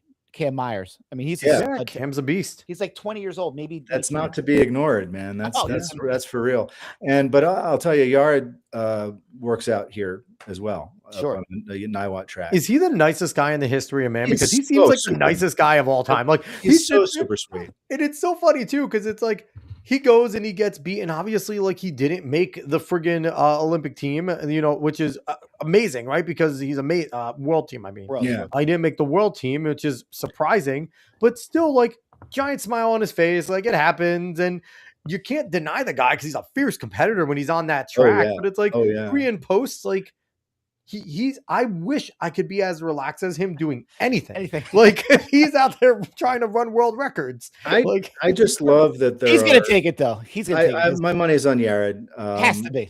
But it's you know, there's these middle distance and distance races with so many American names. It's really exciting. Well, and it's crazy to think too that like it doesn't matter who from what other country is in these middle distance races now. The Americans are legitimately favorites, which is so different than we've had in the last 25 years before the world's about 4 years ago, 3 years ago. I think my favorite part is that like you can have an all American race and still get a world record. That never would have happened years ago. Like, I mean, last year we saw it with Cole and Grant. You'll definitely get world leads out of it. 100%. We just saw it with, with Josh. Yeah, no, with Hobbs and Grant last week. Hobbs and Grant. I mean, it was 2 Americans, and they were the only ones up there. But they were pushing each other. That didn't happen years ago. Hey, pressure is on Grant this year because Grant is not the greatest American distance runner anymore. It's Cole Hocker. And I don't think anybody can dispute that Cole Hocker is the greatest American distance runner right now. To be a world champion in the 5K and an Olympic champion in the 15.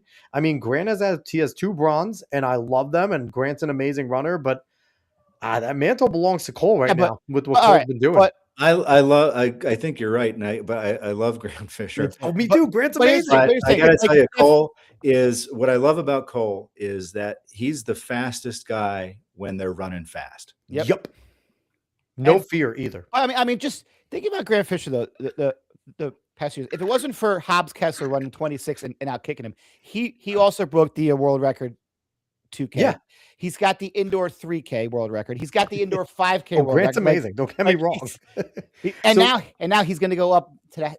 He's going to start going on the roads because he probably is feeling his wallet after he got screwed at his Grand Slam money last year. That's where we're going to see. I think we're going to see Grant shine once he gets into that half marathon. I think we're going to see not only the greatest American marathoner. I think he's going to go up there. We're going to have the first ever American get right near 2 hours, and it's going to be Grant Fisher. He is that fast. I think 2:05 is going to be a walk in the park for him because I think he has that type of talent. Sure. Yeah. So this race, I also am locked in on because I think this women's race, if the 2 mile was going to be a showcase, this friggin' women's Wanamaker is going to be a showcase. So Jess Hull, Ellie Perry. Why do you keep on adding names, Ellie? Ellie Perry, St. Pierre, Emily McKay, Dorcas Ewoy, Nikki Hiltz, Heather McLean, Lyndon Hall, Susan Ajori Sanders, Sinclair Johnson, former guest, Claudia Kazimierska, Margaret Appleton, Gracie Morris, McKenna Keegan, Wilma Nelson. Now, can I just give a shout out really quick to Ellie St. Pierre? I mean, coming off her second kid in stop adding names. Sorry, but her second kid in May to come back and run as impressively as she did last weekend. I mean, I don't know if she's ready for the mile yet, but I'm not counting her out. She is just an absolute competitor. So, Lyle, who the hell do you pick in this group? This group is so fast. It's a fast group. I think it's going to depend on how the race kind of sets up. And where is everyone in their training? If it's slower and Nikki is close, you can't not say Nikki Hiltz. Yeah, that's what I was going to say. I mean, if there's a kick involved, and then I'll tell you a little story I came across this week. Another podcast, I forget what it was, but Marty LaCouri was being interviewed and talking about running back in his day. And in his day, they talked about, as we talk about racing versus time trialing and all that all the time. Sure. Yep. And he talked about racing, and in his day, and the best milers, they would run. A mile was kind of broken into two different races, right? Yep. So it was like the first three quarters was kind of how the race set up. Maybe it was fast, maybe it was strategic, maybe it was something else, and then there was the last quarter, and whoever ran the last quarter the best was the one who won. Yeah. And so his idea in those days was, sometimes he was aware, looking around who was with him, who had the best last 30 meters, right? And he said it was never me. So he had these long kicks that were like 300 meters long or 600 meters long. And so so the idea was that it wasn't necessarily the time of the whole race that was the important thing. It was who ran the fastest last quarter. So if it sets up like that kind of a race, my money's on Nikki Hiltz. Yeah. If it's a race that's fast, because Jess Hull, I think if the race if she goes out Jess fast, is one. She always takes it. Ellie always takes it. And Ellie Sinclair hangs out top too. Many names has this sort of unwinding that she does, and it just gets like it's like if you could imagine every step being a little bit faster than the last one. That's kind of how she races best, it seems like to me. I mean, and that's really impressive to watch. This honestly, to me, I'm looking at it. I think it's a 4 or 5 woman race. But again, it's not surprise. Like it's early season too, so we can get a surprise. Right. But like you also don't know where. You would imagine it's Millrose Games. They're all ready to go. This is all in good shape for them. Well, their pro contracts are telling them they better be ready to go too. Well, no, all right, Lyle. Quick, we talked about this last week and the week before. This year, we expect a lot of world records because there are no worlds and there's no Olympics, and it's just going to be let's just rip it. Yeah, that's usually how it goes. I remember that. Just haven't had one of these years without a world or Olympics in quite some time because COVID kind of. Oh, hey, Dave. We have an entry we didn't have last week. Megan Hunter. One of our guests. All right. So the women's 1K, which again is going to be a barn burner here. Addie Wiley, Natoya Goulet-Toppin, Sage Herder-Klecker, Maggie Congdon, Tige Duguma, Gabia Galvadite, maybe? Sure. Megan Hunter, McKenna Keegan, Gemma Ricci, Victoria Bossing. And Victoria Bossing wasn't there last week either. So it's interesting because you have Megan and Victoria entering into the pro ranks, and they the run 1,000 is a cool race. It's a cool race because it you get like the 800 guys. It's a little long, and then the girls coming out from the 15. This one's going to be fun. Obviously, Sage. I think it's a great event. Sage has had her last few years. Sage Herder-Klecker has been awesome for her. Great spring last year. Addie Wiley is American record holder. Fantastic American record holder. I'm rooting for Megan Hunter. Megan Hunter's a sub 2 minute 800 meter runner. Victoria's sub 2 minute was awesome over at Harvard. Jamie Ricci's always Jamie Ricci. You cannot count out Jamie Ricci. So I mean, Sage ran the 2000 relay, the cross country relay. Yes, she did.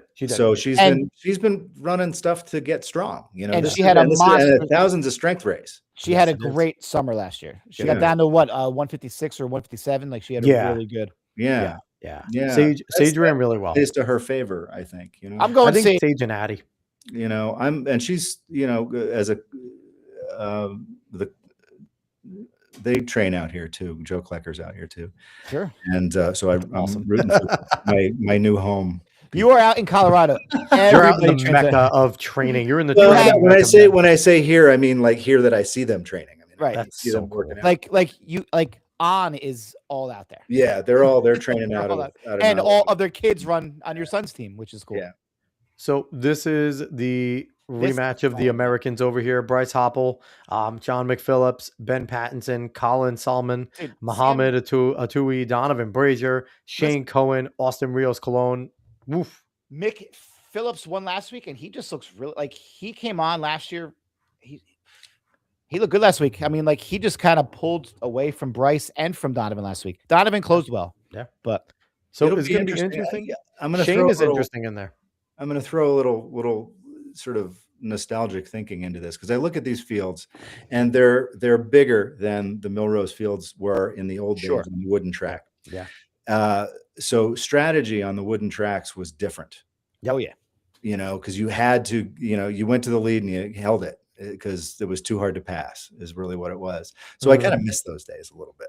But, you know, that said, it's a hell of a field, man. I don't know who to pick out of this. You have a lot of men here that aren't afraid to go to the lead. Donovan's not afraid. Bryce isn't afraid. McPhillips isn't afraid. Shane Cohen's not afraid of anything. I read Chris Lear's book Beyond, one of the authors, Chris Lear. Sub 4 or whatever. Beyond Fast, recently, and so I see Colin Solomon's name. I have to pay attention to that. I mean, are we going to be like obviously the world record last year 142 is there last week? Are we going to be surprised if these guys get close to it? Like, are we going to really be surprised with this field if we don't reset the world record? I'm not even like they're going to need a good pacer. They're going to have the best pacers on the planet for Millrose. Are you kidding me? Like they are going to go through in world record pace. I think most of these races are going to go through in world record pace. Again, Ray Flynn set up everything. Oh my God. It's the best you can do as a setup, I think. 100%. The execution's a different thing, but the beauty has been the execution has been there the last few years in these races. Outside of Grand Slam just being a massive, terribly run thing for distance, the execution has been fantastic for the most part. This race I'm looking forward to because I just love watching Cooper run, man. Kid's special. But there's good competitors here. I'm excited about this race too. I didn't say he was going to win, Cooper. I just said I like watch, and he really impressed me last week, coming out winning handily in a 145. Like, I mean, that's so you have Cooper Lukenhouse, you have Janora McIver, John Rivera, Isaiah Jewett, who is the reigning champion, right? Mm-hmm. Luciano Fiore and Will Cuthbertson. I mean, Fiore's fast, Cuthbertson's fast. They're all fast here. Look, we're gonna have a really fast 600. Is Cooper even 17 yet, or is he still 16? The kid's unreal. I think he's amazing. And I when he 22, I still can't fathom that. I get worried when I know the kids turn pro so young. Me too. But you know, because you see like the Mary Kane stories, right? But I feel like it's different in like the last 5 or 6 years, you know, with like these people have such. I don't think we can compare anybody to Cooper Lukenhouse because the difference is where. The equivalent would be like we have a lot of guys that break 4 in the mile, but are they running a 450? Like that's the difference. Are they like he ran a 350? Are they running a 350 at 340? Right, he ran a 142. He ran a 142. He ran. That's not breaking 150. That's like agreed. He ran one of the fastest times of all time. Right. Like he's up there in the all-time list. I think he's top 5. Yeah. So it's like there's a difference with what Cooper did. And I think his choice to go pro is very different. It's like we didn't see, saw Quincy split 43, but he didn't go run an open 43. You know, so there's levels. And I think Cooper going pro is a no-brainer with what he ran because he just saw he is a pro. No, I think you're right. But there's a lot that happens from one level to the next in our sport. You know, I think he stayed with his high school coach. So I kind of like that. Yeah, because I didn't know that. I didn't know because I don't know any of the background or any of that stuff. I think he's still with the people who were coaching him. So that's good to just kind of keep it all familiar, keep it local. My thing is, it's very different now because he has a target on his back being the young buck. Sure. And you're not thinking that someone like Isaiah Jewett's going to be happy and go, okay, kid, lead the race. Lead the race. Let's see how good you are now. Everyone was letting you hang on because you were the high school kid. We didn't know. There's no surprises anymore. We know your talent level. Isaiah Jewett's a 143 guy. So it's like, okay, we're right there. Lead the race, kid. Let's see what your strength is. Come against no grown men. denying the kid. He made, he made the world's final. So, that's he's for real, period. End of story. But, there's a lot of things you have to navigate going from being a really great high school kid to being a pro. So travel, hotels, contracts, all that crap. And you're running for money. It seems like he's handling it very well. And I hope he continues to. That contractual stuff is on your mind. That contractual stuff, I imagine, gets on your mind sometimes, especially because he's going to have, everyone has a low spell, right? He's going to have one. How does he come back from that at such a young age? So over here, the women's 6, we have Michaela Rose, Olivia Baker, Ajay Wilson, Rosin Willis, Aeneas Borjan, and Juliet Whitaker. I mean, Rosin Willis on the comeback again. I'm excited to see her. Olivia's fantastic. Ajay, we need to see Ajay have a good race. We love Ajay here. Her races have love to see Ajay have a great race. She has not been up to her level. And I think she'll tell you that. Would love to see. And this is a great race for her because it's not that typical 8. So she's not banging her head against the wall there. It's a step down. So that's another thing I love about Millrose and indoors is that you have the odd distances. These things you don't run under normal circumstances. And it's, I remember John Walker held the 2,000 meter record forever. Just because they don't run it. It's such a unique race. Yeah. So Dave, we didn't have this one last week, so we could talk about the women's 6. This wasn't in there. You know what made me so happy was seeing Ajay run like too flat last week. That made me so happy because like she's been kind of. And we were saying Ajay needs another really good race because she hasn't been up to her own standard. Right. And the 600 is great because it's like that we used to ask. I remember growing up, we'd ask like, "How do you run a 600 or how do you run 1,000?" Right. Do you want like a 4? You want a 400 and you die. You die gracefully. You go out and you go out the first 800 in a PR and then you kick. Yep. Yeah. That's how you run these things. For the 600, you run a 400 and die gracefully. 600, you go out in a 400 and a PR and you kick. Yep. That's it. So for this one, I'm looking at Juliet Whitaker. I'm thinking Juliet Whitaker. She had a great year last year. Good. She, to me, she's the one I'm looking at. Her and Olivia. I think her and Olivia are going to really go at it. I just have such a New Jersey bias sometimes with like Baker and Ajay. I know you do. And it's not hard to have it. They're so good. Ajay Wilson's from like she's from right up the road, and she's such a great ambassador for the sport. I love that. Yeah. What are you thinking, Lyle? I'm going with Juliet, but I think it's going to be Juliet and Olivia going for it. No, I think you're right, but my nostalgic heart is rooting for Ajay. I'm rooting for Rosin too. Rosin Willis. I mean, that's awesome to see her competing. So all right, so let's keep rolling here. The men's 60, which is there's a lot of good names here. Brian Lavelle, Jordan Anthony, Kalen Walker, Marcellus Moore, Akeem Blake, Eloy Benitez, Tamars McCallum, Jake O'Day Jordan, Miles Lewis. Now, I think with this one, what we're seeing I'm going Blake. But I'm actually going Tamars McCallum. Could. I think Tamars is really good. But the issue with this is, and I think on the sprint side, there's some good names, but the bigger names are in the distance because there is no, there's no Noah Lyles here. There's no Christian Coleman, who is the 60-meter specialist. But it's Millrose though. Like it's known for the mile. It's kind of just what it's. Listen, there's some great collegiate names here too. Jordan Anthony's a stud. Brian Lavelle is really good. So you have, if you like college, but in terms of the big names that are going to draw with people that know them, right? You got Blake. That's pretty much it. And Kung Fu Kenny's not in this, so it's like there are some names that aren't there, and because Shane Thompson's not running, so there is that. But listen, it's still going to be a fast race. They're still going to run ridiculously fast. So. But who do you have any inference on this, Lyle? No, this is really out of my area of expertise, I have to say. But it's I will say one thing. It's because it's only 60 meters and they're all fast. Yeah, it's all about the start. 100%. And I heard you, Alex, talking about there was a clip you had of the sprints from one of the old races where they took when we had Steve Williams on, where you took the bank down and they ran into the tunnel. Yep. Yeah. I want that again. That was another one of the magical things of running the arenas. So I will say this: doing this show, and I think Dave can attest to this, has really helped me pay attention to all the races, men and women, and all the events, and no more names, no more people. 100%. And I do, and this show has forced us to do that because we try to have people, like, obviously middle distance is mine and Dave's wheelhouse, but we try to have people on all different events. And it was so much fun talking to some of the best throwers in the United States, pole vaulters and things like that. And I do appreciate that it forces us to kind of. Steve Williams was. I'll be honest. I followed all of that stuff with more detail when I was younger, because we went to the meets. We used to go to all these meets all the time, and I haven't followed the events. I'm not personally connected to as well, as closely as I used to. Yeah. So one of the big names here, Dina Asher-Smith, is in this one, and she's obviously a huge name around the world. But you also have Leah Bertrand, Josiah Sears, who is fast, Samira Moody, Lorani,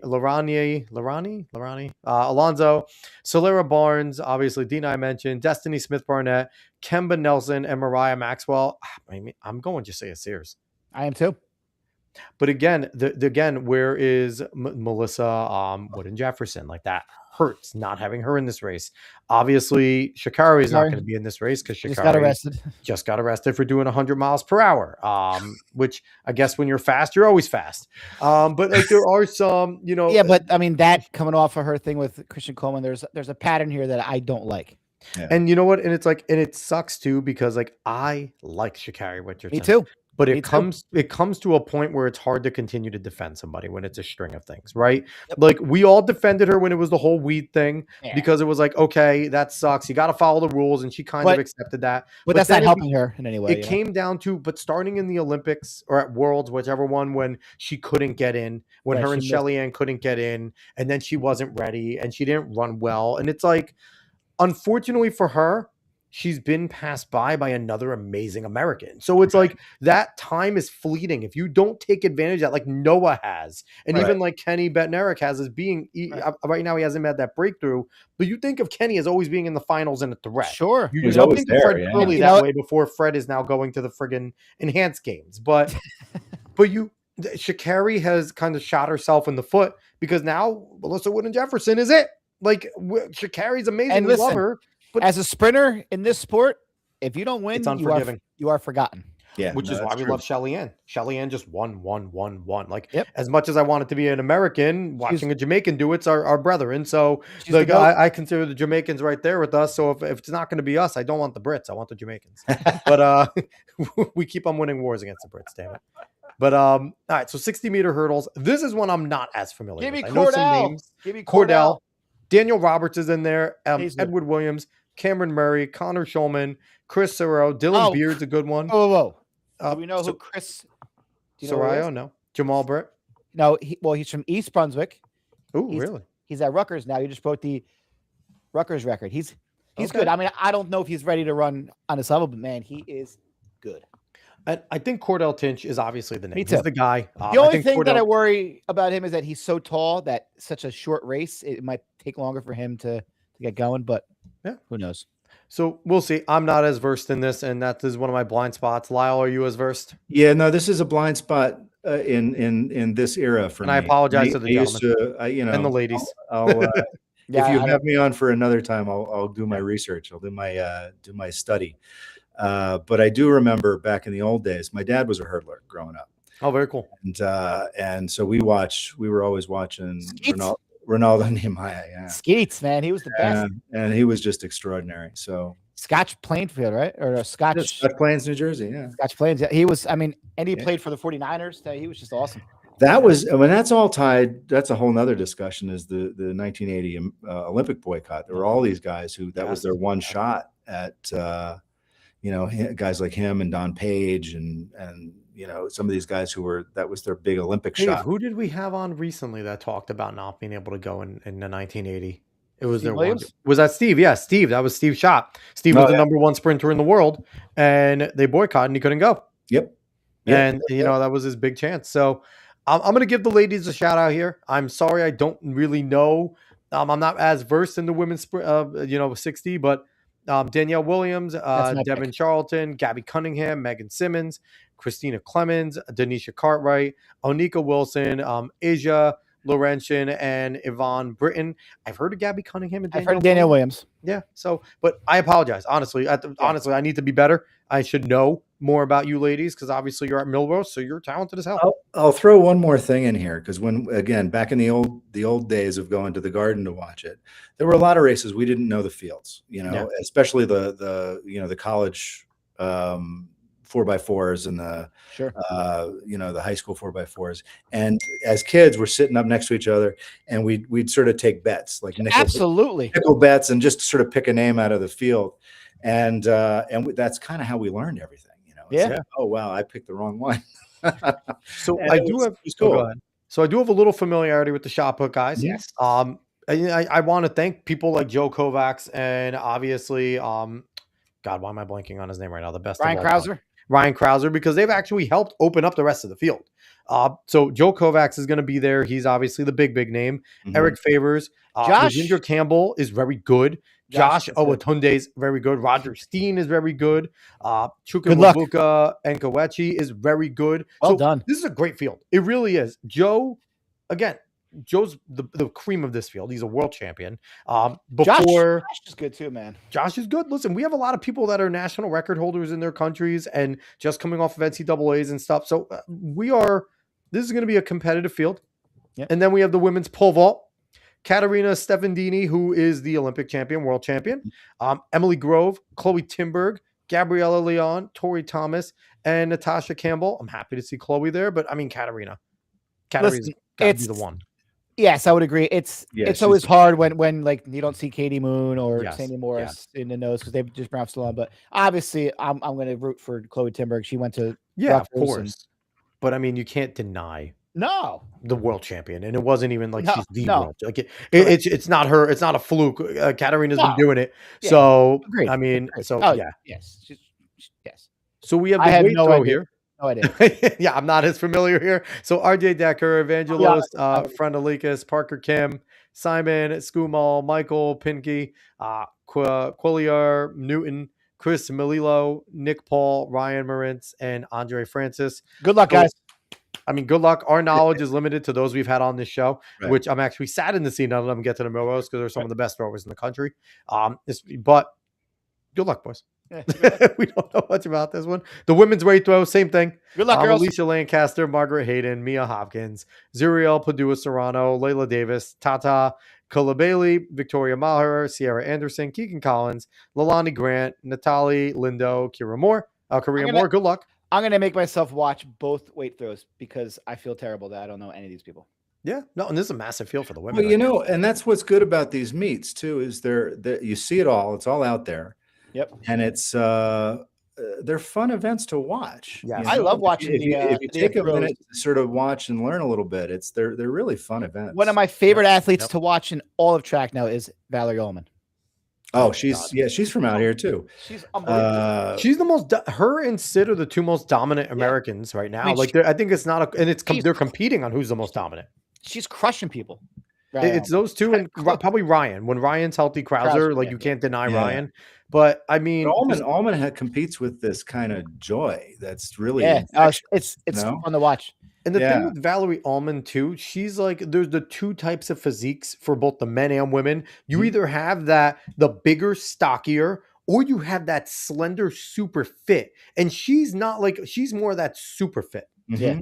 And you wouldn't when you walked up and you saw Valerie Ullman, for me, I'd be like, oh, maybe she's a multi-event person, right? Like you wouldn't think that she is just this world record discus specialist, world record holder.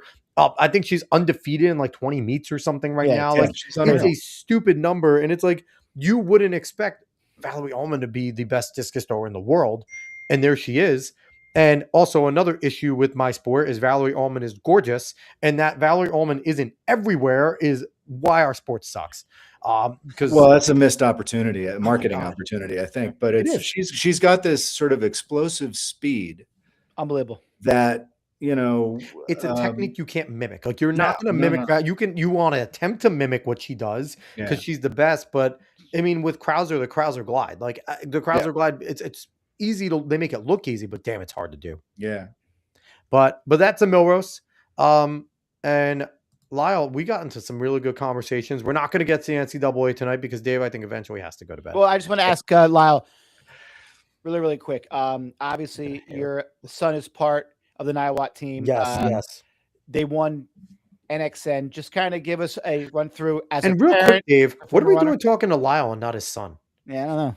You got to talk to the fast current athlete. Come on. You might have to extend the length of this. No, but that's fine. We definitely have to have your son on the show. But what I'm asking is, like, what is it like as a former competitive runner, a very good one yourself, now as a parent? Like, is it hard to take that step back? Do you find yourself getting more involved, or do you just kind of sit back and just kind of enjoy it? And what was it like being, watching these kids work and going out there and winning the national championship? Well, a couple of questions there. Let's see. So, Aiden, my son, is a 10th grader. He's just sort of coming into his own in the sport. He's been training. He's been nursing a sore Achilles lately, but he's doing well. He's coming around. He has goals. He has big goals, and he's learning what those goals require to achieve. So that's all great. His coach, Kelly Christensen out here, and his whole coaching staff is extraordinary. They're really devoted to the kids. They're devoted to the program.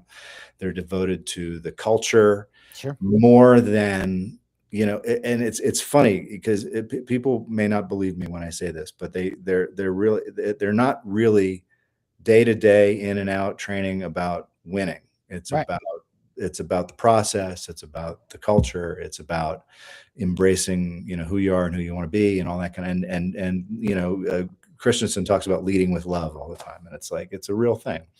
And, the cynical among us would say, "Oh, come on!" But the reality is, that's what makes it happen. That's the fuel that makes it work. And so, I was watching these guys train all summer, and I not closely. I was, from the parking lot, and I saw some of the workouts some of the varsity guys did in the weeks leading up to NXN and up to Rocco ran it at Brooks, which I'm glad they saved that meet because it's I think it's important. Sure. But it was extraordinary. I was chatting with Christensen. I said, "Yeah, guys it's a good workout they're doing today." and he said, "Yeah, they're working hard." And I said, "Yeah, they're going to be hard to beat." And he said, "Yeah, I think they are." And but that's not what they're happy to have it, and it's all that. And it was a lot, and it reminds me a lot of how we were in the Bernards teams. Is we the training was what we loved more than anything, I think. Yeah. And some workouts are what bring the team so close too, because you sit there 100%. And you sit there and all of a sudden coach tells you the workout as you're stretching and you're just like, this one's going to suck. And then you always have that one person that's like, let's go. We're going to get after it. Let's go. And then you sit there and you get everybody has their like own role on a team. Right. But like, while it's terrible, you're all sitting there picking each other up. Like, I remember one of my least favorite, but my favorite workout was Coach Scheffler gave us one. He called it the 3200 simulator, where it was 200 at race pace. I think, 200 at race pace, 30-second break. Right. And you did it up to a 32. And the first time we did it, we did one set. Second time we did it, we did two sets. And it was hard because that 30-second break's easy in the beginning. You get to the 200, you're halfway there and you're like, whoa, 30 seconds, I just stopped. Okay, get back on the line. Let's go run. And we were obviously split into like our groups but it was like that workout sucked every single time. Right. But at the same time, it was like, all right, you heard it. We got the simulator. Let's roll. It's time. Right. Like those are the things you build that camaraderie too, because you're battling with each other, and it's not just racing. It's those workouts that make you so close. Yeah. Same as relays. Same thing. So it was fun. It's been fun to watch them. The girls team was great and has been really talented. They have some great young girls on the team who are going to be pretty spectacular if everything keeps going the way it goes. And I have no reason to believe it won't, because they have a smart program that pays attention to, overstressing and rest and injuries and stuff like that. So it's an impressive program they have. I step away from it. I'm happy to talk to them about anything and just say hello and all that kind of stuff. But I don't, I don't stick my nose in because it's not my business to. Sure. And I trust that they're doing the right thing. Sure. How much does your Aiden asked son me come questions. to you for advice? Yeah, on certain Yeah, things he'll and come to stuff me and like ask that? me questions sometimes. I'll give him sometimes unsolicited advice. Is it cool It's though? not so much advice as stories, Is it cool to be able to actually answer from a place of experience, right? Because like we've all competed, but you competed at incredibly high levels. Like you were very fast. You were a champion at a high level in terms of meet of champions, winning the wheel. So when Running you're at talking Nova, to him and he in Villanova and things, and he's obviously competing at the national level as well, but when you're giving him advice, it's not like, yeah, but you were just a conference champ. Like, like you did it. So you're giving him advice from a place of legitimate experience. I've been under the big lights. I've performed in big moments. Like, Right. is it good to at least know, like, the advice I'm giving him isn't total bull crap? Like, I'm not flubbing. I'm actually going on my actual experiences here. I know. Well, I'm confident that the advice I'm giving him is solid. Sure. He's still learning a lot of my. He doesn't know all my stories yet. He's still asking things. Is he not watching Talking in Ovals? Damn it! What's he doing? No, he's not coming on now. Now he's not coming on. Now I rescind the offer. That's it. I played him the section of the Jeff Benjamin piece where you guys were talking about my book. He was like, "Really? Wow, that's so cool." But he wears probably once a week. He wears my old Villanova zip up jacket to school. And he really likes that, and so that's cool. And, so when he has like a sore Achilles this week, I have good advice to give to him about that. And I think he takes it most of the time. So here's a question for you. Do you find, and I have no idea if this is true, that some of your advice is not as valid because the sport has changed so much since you were in high school? I don't get that deep into the advice as far as because specificity of the training and stuff. Training's got to be different now. I mean, it's different now. It's I listen to it. I ask him, well, what'd you do at practice today? And he'll tell me, and I'm like, really? And part of me is like, wow, you only did that, right? But then you go and you I see remember what we did with Wetmore, and I'm like, okay. Well, then you see the results, and you're like, maybe we should have only been doing that. I can't argue. I can't argue any of it. It's way different though. It's not as like now we went all out every day. Like when I was young, we went all out every day. Well, we had a lot of miles. But is he more focused on going to bed on time and eating right? Because I was like, McDonald's, I'm staying up till midnight. And I still expected to go and win my county, win my conference, compete in my state. He pays a lot more attention to diet than I ever did. Most kids do now, and I think that's a great thing because 100%. I know what it was like when I stopped running.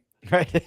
And so that's great. I mean, I think we have to watch out. That might be like the kid with the strict parents, and then they went to college and they went all out. Like they're being super strict about food now, and then when they're done running, they're going to be like, "I'm just eating fast food for everything." Like they're all going to be super size me. He does like he does like his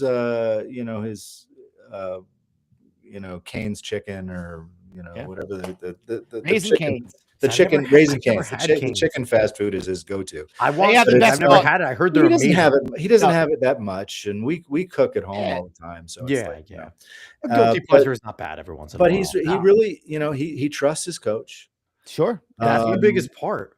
And he really is excited to be there. He likes. It's funny. They have like 135 kids on the cross country team. And because it's 1,600 kids school, I had 600 kids in my school, so it must be nice. I'll say he likes almost everybody on the team. Right. I mean, you're bound to not like some people. 135, you're bound to not like a few. The funniest thing, I think I said in one of our back and forths before we came on here, I was over there the other night and I was talking to Christensen on the track about something. Yeah. And Quinn Sullivan, I was trying to say, hey, tell Rocco good luck at Millrose. Yeah. And it turned out, Rocco's not going, he's sick. So, and then just at that moment, Quinn Sullivan came over, who ended up being their first guy at NXN this year. Tough kid, tough runner, like real, like gritty. kind of gritty workhorse kind of a attitude. Awesome. Really cool. And he came over, and I had never really love met when him. that blends with talent, right? Talent plus a workhorse attitude is like the best. Like, it's a good mix. There's a lot of them like that. They're really good bunch of kids. And so he said, oh, well, Rocco's not going to Quinn. And just at that moment, Quinn was coming over and he points, and he's like, Quinn's going to be taking a spot, blah, blah. And I said, hey, and I shook his hand. I never really met him before. And, I said, oh, I'm Aiden's dad, blah, blah. I said, oh, yeah. And I said, good luck at Millrose. I ran it when I was your age, back when it was at the Garden, and his eyes went like dinner plates. And he's like, I wish it was still at the Garden. Sure. And I'm like, that's really cool. So is there something that's fun to see? Is there something though about coming to the Armory from Colorado for kids that haven't been there? Is there a allure to the Armory too? Because I remember even in Jersey, like going to the Armory was a treat. Like it was awesome. Like you wanted to go to the Armory because I remember racing in the Armory when it was a flat floor. Yeah. There was no Ocean Breeze. There was no, I didn't go up to BU. New Balance didn't exist. So it's like there was Seton Hall. Like Seton Hall was there for a little while, but you wanted to go to the Armory. Is that in Colorado where kids are like, we get to go compete at the Armory? That's still like, I think because they've had so many big meets there in the last, since 2012 or so. Yeah. It's become a bigger deal, and there's more of a tradition, and there's more of a, but I don't think they're so attached to the tradition the way we are in the Northeast here. They're, because the big meets are attached to shoe companies. So there's like the New Balance Nationals, there's the Nike there's the, whatever. So, but Millrose is still Millrose, even if it's at a different venue. Yep. So there is excitement. There's excitement about going to New York. They travel. These guys, it's funny because they travel to meets more, not more, but further than we did, we had all our meets were in New York and New Jersey, and we went to Virginia occasionally. We'd fly to Boston in the winter for a couple of things, or drive, depending. Well, here's the thing: do we be pompous and say it's because we didn't have to leave our region to get the best talent in the country? Like, do we be pompous there and they came to us? We also ran indoors, and a lot of places didn't run indoors. Correct. Yeah. So, that's another reason, some of us have more state championships than others, is because we had another season of state championships. So California starting outdoors soon. Yeah. Like they're legitimately starting outdoors. Right. If they didn't start already, I think they might have first started having some of the early meets. But how do you measure that, and how do you whatever? But it's cool. It's fun. They get excited about this stuff. Yeah. I don't know what Quinn's going to run. Quinn's really fit. I'm excited to see Brody Watt run. I mean, that's a fun field. So it's like you have that field there, and it's going to be, I mean, if you're fit, you're going to get pulled through to a fun time. Like that's just going to be it. Cause that's the high school kids champ at the bit there. And they run fast all the time anymore. We're seeing damn near 4 flat. We are going to see damn near 4 flat today. At that meet, like it's, if not a few kids dipping under, it's going to be fun. Right. It's going to be a fun meet. So I don't know. I don't know, the Niwot team I'm really impressed with, just because of the system that Christensen has put in place.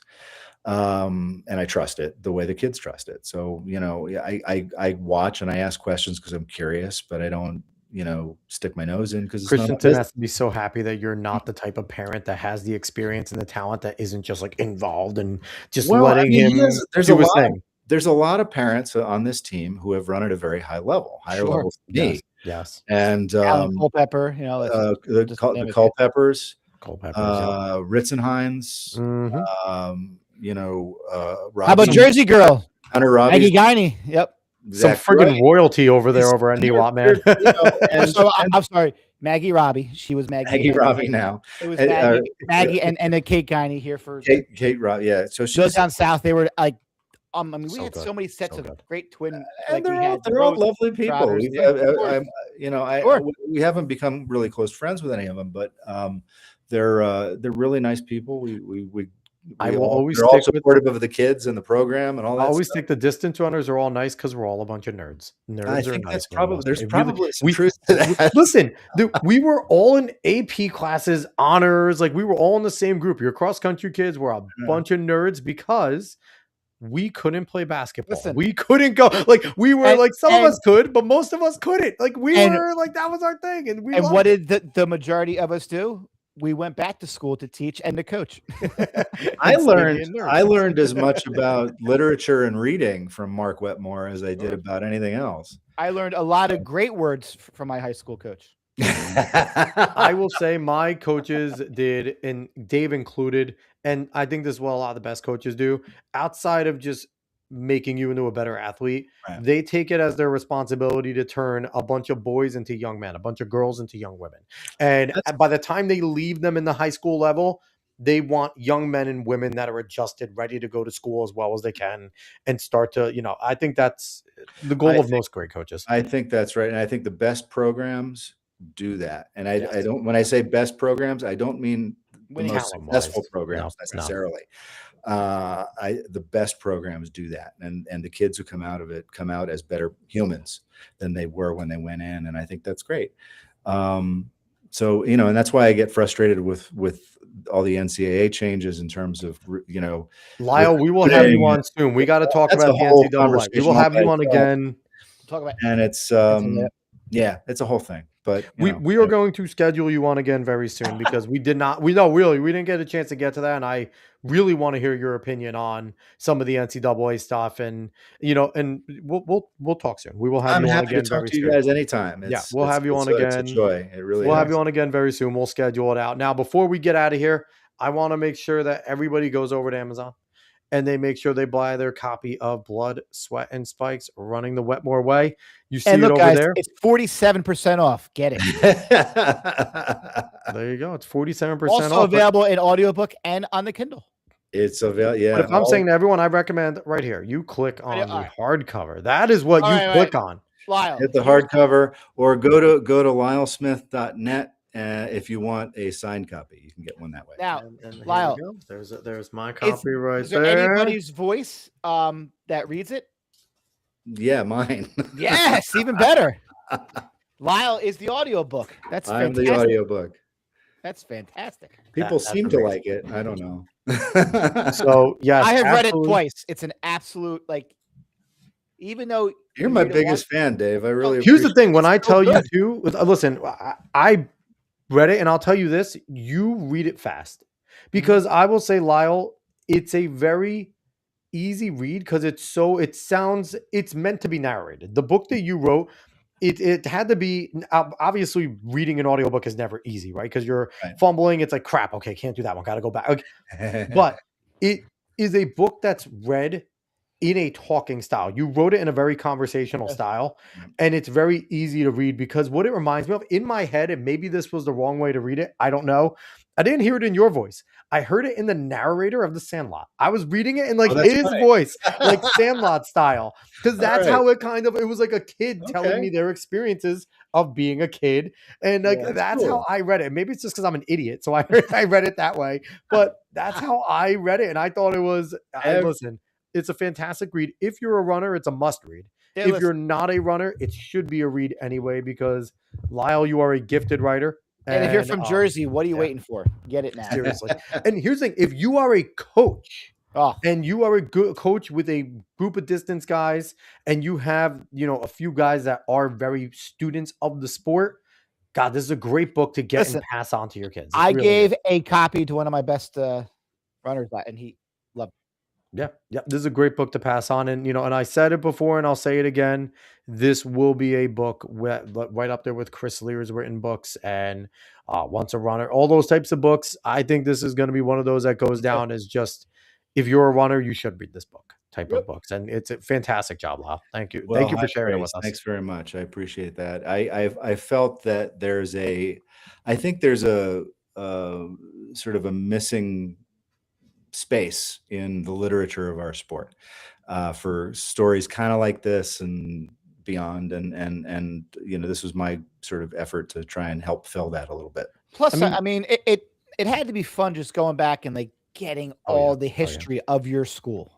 Like that. There's a ton. Yeah, there's a ton more yet that has to, that's out there, but it's it was a lot of fun kind of going through. Like I said, I went back and looked, and I have a sheet somewhere else. Maybe I'll send it to you guys. And it's cool. And it's cool now that there are new kids from Bernard's cracking into those lists. Yeah, because it's not complete. It keeps going. It never ends, right? and Dave Sostak's doing great work there with his teams. And it's such a great, it was a great place to grow up. We complained about it as teenagers, but you always do. We all do. It was never know what you have until it's gone. Look back and you're like, that was the best. Yeah. So one thing that I hope this also inspired to do, because you talked about a hole in our sport, right? I hope this inspired other people to have other amazing coaches that are legendary, that did these types of things that we don't know about because they happened in Montana or it's over in, Birmingham, Alabama. And this is a coach that maybe is legendary somewhere else, but they had humble beginnings, or they're an amazing high school coach that it's a blind spot that we don't have here in Jersey or in New York in the Northeast. But another book could be written in this same vein where now we learn about another amazing coach and what they taught and what we can also bring to our athletes around the country and things like that. So well, I hope so, because there's, and I think people ask, what's the difference in the sport today versus then and all that. And, I mean, the easy explanation is the internet. But it's like the information, and it's not really the internet. It's the fact that the easy access to all this information and workouts and stories and how do you put these workouts to work? Because it's not just the workouts, and you guys know this. No. It's not just go work hard every day. It's how do you put them all together and in what order and how much rest and all that stuff. And that's the biggest difference, is all this stuff is shared now. And it wasn't back in those days. It was, and not for lack of wanting to. It was, they just didn't have an easy way to do it. So, I think that's one of the biggest things is to share the stories, and that's what makes, I think that's part of why we now have a real big American distance running trend going on, is because they share the information, and they're excited about each other, and and they root for each other. And I know, Alex, you like to have some a little conflict in some of these things, and I love that too. But generally, we cheer each other on. It's kind of that kind of sport.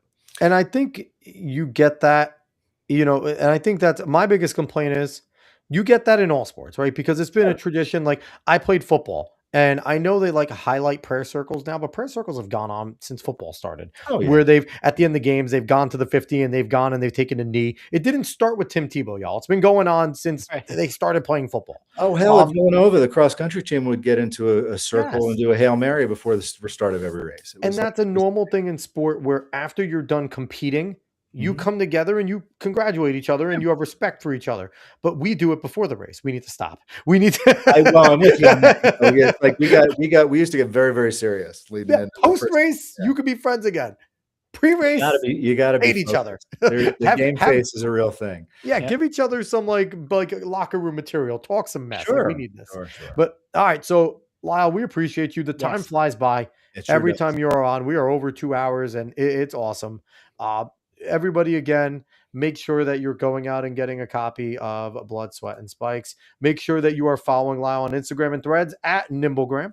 Make sure you're following the Polo Grounds. What is the Polo Grounds? What do you do there for people that don't know? Oh, this is funny. I started it because I had a box of old photos and clippings and stuff from Bernard's cross country. Some me, a lot of other stuff, just the history of Bernard's cross country. And I started trying to share some of that stuff so that some of our old crowd could see them, because it doesn't do anybody any good sitting in a box in my office. So I created an Instagram page, and there's a Medium. You can link to it through there, but a Medium newsletter, I guess.